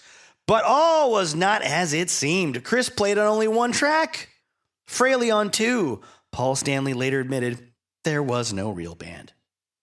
Psycho Circus went top 10 in the U.S. It had some good songs. Frehley's Into the Void, Simmons' We Are One, but so much of it sounded hollow and contrived. You Wanted the Best was just an advertising jingle. For the original Kiss, this was a miserable swan song. And my intention jumping into this magazine was just to kind of get to that little portion about Psycho Circus, really, but there's a bit in here that led me down a weird path on internet research about a movie that never happened called You Wanted the Best. It was a documentary that I think around 2013 was supposedly in production or pre-production. And Kiss was like, Paul and Gene were like, sure, we'll give it to another filmmaker. We won't control what he does or what he says or how he edits it. And we want it to be like a big, huge, Kiss extravaganza of a documentary for all the fans and do the real history of the whole band. And then I couldn't find much, online about what it was supposed to be or when it was supposed to come out or if it was still even a thing. Obviously, there was something recently on the A&E biography. They did a little Kiss documentary. Maybe that was a thing that used parts of the footage they were going to use for the big movie or not. But some of the chatter I saw on a Kiss message board said, well, around like 2014, Stephen Coronel got busted for child pornography. I'm like, who the hell is Steve Coronel? Oh, he was a member of Wicked Lester. He wrote a handful of songs that would eventually become, tunes that were on the first Kiss record. And he's been incarcerated at Kershaw Correctional Institution in South Carolina since 2016. I don't know that would derail like a whole documentary, but there's also chatter about, Alan Parker was the filmmaker, he, trying to interview people that probably had some bad stuff to say about Paul and Gene. And eventually they didn't really want it to come out the way that Alan Parker wanted to present it. So I don't know. Ask the band members if you can. If you know any of them, please check with them for me. Because the idea was it was a big, long documentary with like a theatrical release, and it was going to cover everything. And I would watch the shit out of that. I tell you what. And if it's been recorded or if there's archival footage and there's like some sort of rough cut edited together, let's just see it. Let's just put it on, I don't know, Kiss. Put it on, do you know what Patreon is? You could like charge $500 for your fans from Patreon to like download it, but then they would just pirate it. Or their kids would pirate it. They wouldn't have control over it. I don't think they would be able to make it like bootleg proof. Make it an NFT perhaps. So let me finish up a couple of quotes about Psycho Circus, the album, because the aforementioned Kurt Cuomo seems to be taking credit for the title song. As often as I would go to Paul's to write, Paul would come to my house and write and record in my home studio. We'd get together quite often and have great creative sessions. One time, I was at the kitchen making coffee and Paul was in the other room playing. He was experimenting with different riffs on the guitar, and suddenly one riff in particular grabbed my attention. I immediately started to hear a melody over it, so I ran into the studio and began singing over the riff. The chorus to Psycho Circus was born. It was very exciting to see it go all the way to number 1 on the Billboard mainstream rock charts and get a Grammy nomination for Best Rock Performance. It was also exciting to see the album, Psycho Circus, go gold in just 5 weeks. Paul gave a superb vocal performance on that song. You know what, folks? I really hate to admit this, but I did not believe that narrative at all. I did not believe that track went number 1 on the mainstream rock charts. Wikipedia does bear this out, though. According to Wikipedia, I don't know what mainstream rock tracks encompasses when it comes to like the how wide a net they throw on what they're judging or they're tabulating. But yep, the peak position was number 1. In Australia, number 22. Canada, number 10. In Dutch, 98. 8 in Norway, 4 in Sweden. I have been exposed as a cynic. Let's read some quotes about Into the Void, the song that we've talked about a little bit. Ace Frehley says, I thought that song was one of the strongest songs I presented to the band. I wrote it with my friend Carl Cochran, who played bass for me on my last solo tour. He came up with the riff, and basically, I just added the arrangement, changed some chords, and wrote the bridge. Wrote all the lyrics. Once I presented the song to the band, and we decided we were going to track it, Paul helped me arrange it so it would breathe a little more. He said, let's open it up and let one measure drone. Let it breathe a little. He also came up with the high guitar part, which goes through the chorus. I think that's a real good hook. Peter Criss says, I remember going over to Ace's house on a Sunday morning. He called me up to fuck around with him on it. I really got off on that. Out of all the songs, I really took to it. Ace was like, hey, man, you didn't get a tune on the album. Come on over. Let's fuck around with my tune because I just love the way you play drums. And that was a real compliment. Engineer Mike Plotnikov says, it was hard to get a good song out of Ace. We were almost finished doing overdubs, and Bruce had to keep bugging Ace to hear songs. The first 3 songs Ace played Bruce were horrible. I had to leave the room because I started laughing. But then eventually Ace delivered a good song with Into the Void. Also, that's one of the best titles ever. But it's one of the best Black Sabbath titles ever. One of the best Black Sabbath songs ever. Paul and Gene helped him with the track. I was the biggest Kiss fan growing up. Into the Void is one of my favorite songs on the record because they all played on it. They put it down live. Later on, he says, you could tell Peter had lost a lot of his chops. He just needed to practice a bit, but he still had the ability. Ace's playing was a little rough. I like Ace's style as a guitar player. Sometimes it would take him a few takes to nail a solo. Technically, he's not the greatest player, but as far as feel and putting good ideas down, he was great. If we had to cut the album with only the 4 original members of Kiss, it would have taken us a year. And now to get a little bit back to Peter Criss, let's talk about the song I Finally Found My Way off of Psycho Circus. Paul Stanley says he wrote this song with Bob Ezrin, who came down to the studio, and the two of them decided that Peter needed a really great ballad to sing, like a follow-up to Beth. So those 2 guys wrote it, tried to find something that was good for Peter's voice. It was really written with his voice in mind. And Mike Plotnikov says, Bob Ezrin was in the studio playing a Fender Rhodes keyboard on I Finally Found My Way, a song he wrote with Paul. With these 2 powerhouse producers in the same studio, I could sense there was tension in the room, perhaps because Bob had produced some of Kiss's best records, and I think Bruce felt concerned. Is Bob going to critique what I'm doing? Paul sang harmony on the bridge to support Peter's voice because sometimes he had a hard time singing in tune. It took a while to get a good vocal from Peter. That was a bit of work. But we finally did get a great vocal out of him. He has a great voice, though that smoky voice, he was really enthusiastic and wanted to sing it. Everybody thought that song was going to be the follow-up to Beth. That's how it was viewed in the studio. Also, I could mention from Peter's book, there's a couple of times on the reunion tour, and then I think at least one time earlier on before that, if I'm not mistaken, where he's super frustrated with Paul giving him hand signals live, like to slow down. He's playing too fast. And Peter sees it as just like a control thing. Like it's just like, oh, he's never satisfied. I can't do anything right with Paul. I would have to venture a guess that after a good decade away from Peter Criss and working with other drummers in various situations in the studio and on stage that were hired to be professionals that wouldn't be getting much in the way of like band member money, but they would be getting drummer for hire money, guys that have to be on it and have to be perfect with their meter. It's Peter Criss in 1996 and beyond is not going to be cutting the mustard there. He's going to be doing things. He's going to be, I'm guessing he might be dragging in ways that the audience would notice and that the band would notice, but the Peter wouldn't notice. That's not specific to Peter. That's a lot of musicians.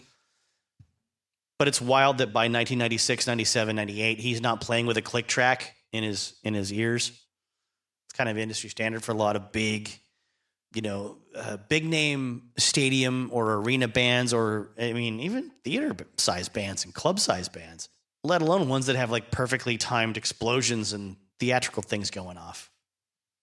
Now let me scoot over to a couple of quotes from Eric Singer and Tommy Thayer, just to give them their day in court, as it were.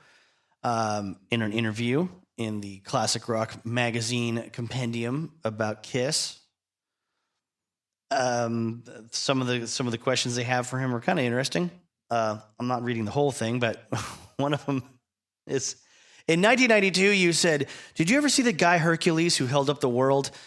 That was Paul holding up Kiss. That's why he's in such good shape." I'll be honest, by the Alive album, my fandom had waned a little, and that was the last of the records that I bought. At that time, I wasn't very aware of their inner workings. I don't share that because it was incredibly revelatory. I just wanted to quote it because it's not Hercules that's holding up the world. It's Atlas. I barely know that though. I'm not a smart person. Just makes me happy when people richer than me are dumb about stuff. I'm a very petty human being. Around the same time Gene said of your appointment, it was down to whether or not he would go and get the sandwiches. Oh, I was there because of Paul.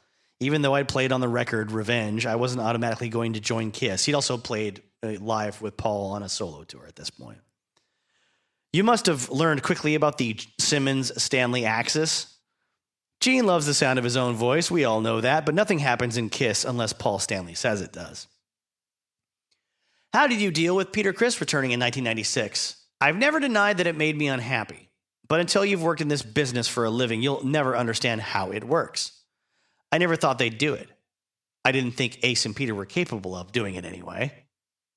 So he's doing the, hey man, if you're not a working musician in the machine like me, you don't understand. But at the same time, he's like, I was pretty sure they're never going to get back together. Why would they do that? Why would they want lots of money and stuff? Okay. Thank you, Eric. You rejoined Kiss 2 years later, but then the original cat returned again. Yeah, that time I was definitely not happy. Like I say, there are politics and economics in the music business. Oh, are there? Are there like there are in every business ever created by people? Eric, thanks. Jesus. If you're a high-flying professional drummer that's toured around the world and played on hit records like with Kiss, you can get other gigs in the meantime. It's not you're not going back on the dole, when Peter Criss comes back for another year, whatever the hell it is. Fans think they know what's going on, but with respect, they don't.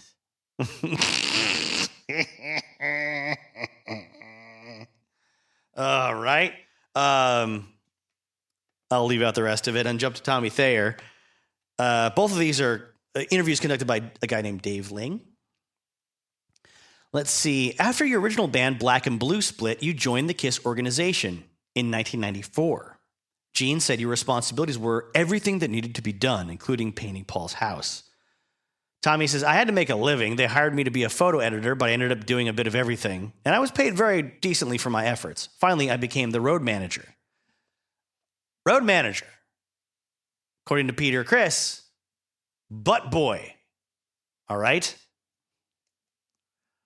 Road manager. Tells you a lot about what Peter thinks of other people that work in the rock and roll business that aren't big stars. David Ling sings that helped. Excuse me. That included helping Ace Frehley and Peter Criss regain their match fitness. Sorry, it's a weird sentence. Regain their match fitness before the 1996 reunion tour. It's weird to me. I'm American. Sorry.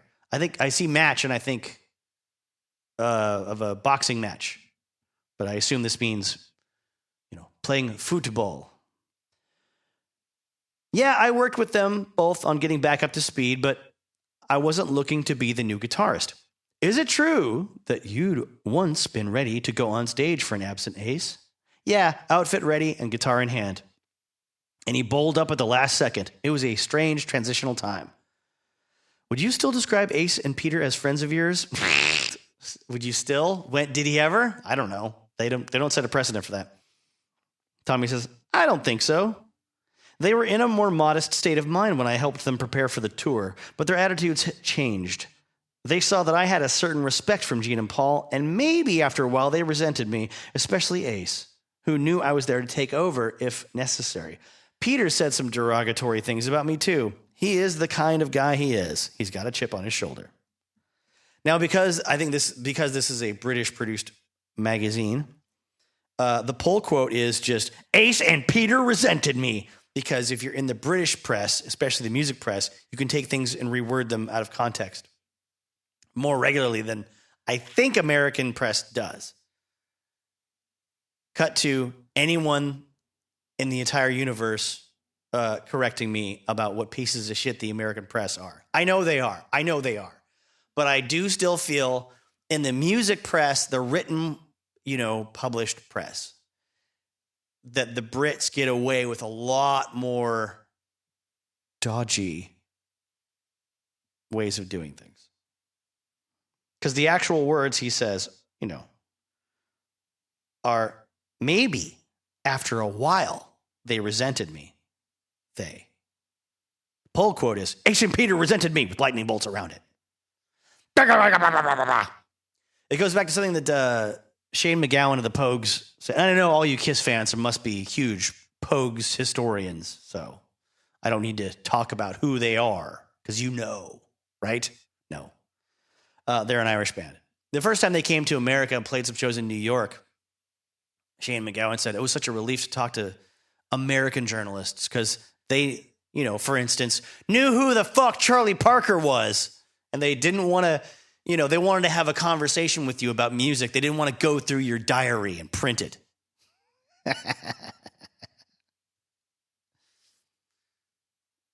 I like making fun of you all in the UK when it comes to rock and roll journalism. It's true. And I have almost nothing to back it up. I have no leg to stand on. But hey, I can make fun of you because your food is very weird and brown and fried and bland and boiled. And we have many, many spices and sauces over here that you will never understand. But also we have Eddie Trunk. So, Back to the interview with Tammy. Was it a foregone conclusion that you'd replace Ace? He says, not at all. But a lot of it comes down to personalities. I'd known Paul and Gene for years, and we shared a work ethic. It wasn't an easy situation, but I felt comfortable for the last 7 or 8 years. Good on you, Tommy Thayer. What are Paul and Gene like as bosses? The way you phrase the question is interesting. Sure, Gene and Paul are the bosses, but it's more of a democratic situation than you'd imagine. Eric Singer and I are included in the decision-making process. It is a band. Are you allowed to go into their dressing rooms? In the last few years, Paul has broken away because he likes to warm up his voice, but the rest of us use a communal room to apply our makeup. It's part of getting into the role. And one more great quote about the Hall of Fame rock and roll induction. Sorry, I said those words out of order. He says it's well deserved, a long time coming. As it stands right now, I believe it's just the original 4 that are being inducted. And the interviewer says, so you and Eric Singer would miss out? Yeah, but the original 4 started all of this. And you can't ignore that it's a 40-year story. Had Kiss broken up when Peter Criss left in 1980, I'm not too sure that the band would be seen as important as they are now. So the first half of that answer tells a different story than the second half of the answer. The original 4 started all of this, and you can't ignore that it's a 40-year story. If they broke up in 1980, they wouldn't be going in the Hall of Fame. All right. So he's presenting himself as being really, really cool about not being involved, and immediately saying in the same sentence that they wouldn't be going in if he wasn't involved. Rado. No, he's not saying that really. He's implying that a lot of credit should go to the other guitarists that have played in the band since, and drummers. So fairly diplomatic as statements go.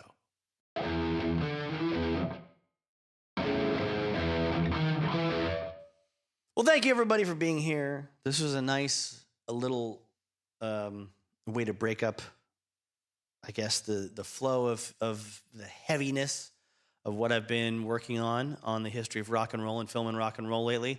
Of course, I just came off of a 5.5-hour Robert Johnson episode, which is filled with tragedy and darkness and demons and Ralph Macchio.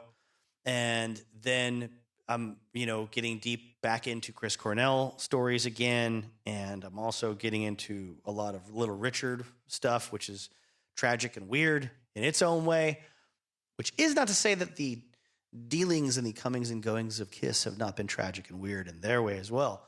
But revisiting the music has been fun and entertaining and energetic and a bit lighter than, let's say, Robert Johnson and Chris Cornell. and then reading about all kinds of really, really, really explicit sexual stuff with Little Richard. That's going to be a doozy. That is going to be the first one. Whew. That episode will be the first one I have to label as explicit. I do not want anyone going into that episode with the wrong idea of what I'm going to be talking about. Now, as I always like to say, it's important to know certain things you might not need to know. One of them is the National Suicide Prevention Lifeline. Phone number is 1-800-273-8255. And the National Sexual Assault Hotline is 1-800-656-4673. If you ever need those, you can obviously Google them. But I'm just putting it out there at the end of this episode because it's an easy reference if you ever, need to find it. I think rock and roll is the greatest thing that's ever happened to me. But right now, as a listener, you are the greatest thing that's ever happened to me because you are the reason I get to do this. I get to record stuff like this, research stuff like this, and express enthusiasm and analysis of things that I like and things that I find interesting. And if you give a shit about movies and music and TV that most other people don't give a shit about, I applaud you, and I thank you for being here. And just by your downloads, supporting a total nerd that loves digging into the details of this stuff. I am egotistical enough to know that I would keep doing this even if no one ever listened to it, because I would hope that someday in the future, somehow, somebody would eventually hear it. But the fact that the numbers keep going up and, people in countries all over the world are listening to this, albeit small numbers compared to the big podcasts out there, and the folks that are just recapping something that happened on a TV show every week or recapping something that happened in the news every week. They're doing way bigger numbers than this kind of thing, and I understand that, and I'm not bitter or jealous about it. But I would say, if you think about it, maybe click the link in the description to support me in any way. That could be following me on Instagram. That could be buying me a coffee or a book via the buymeacoffee.com/justtheworst link that comes from the link tree that you click on. It could be buying a shirt in my Goofy t-shirt shop that's also linked there. I would love it. It would just let me know that someone gives a damn and would spend, $5 to $20 supporting this.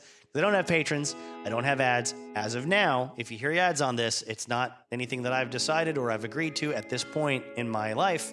I'm not aware of it. It might happen retroactively, of course, if we get enough listeners and enough downloads.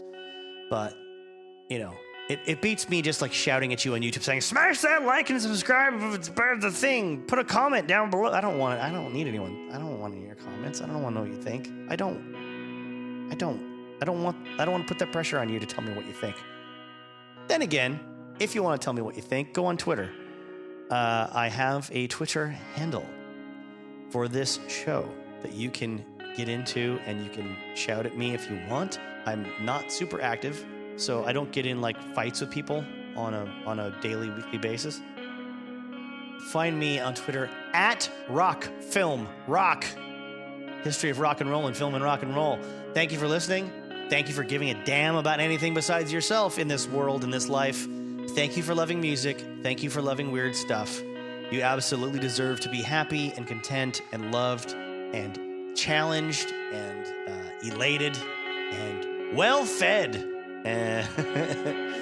I hope all of that happens for you. Please take good care of yourself.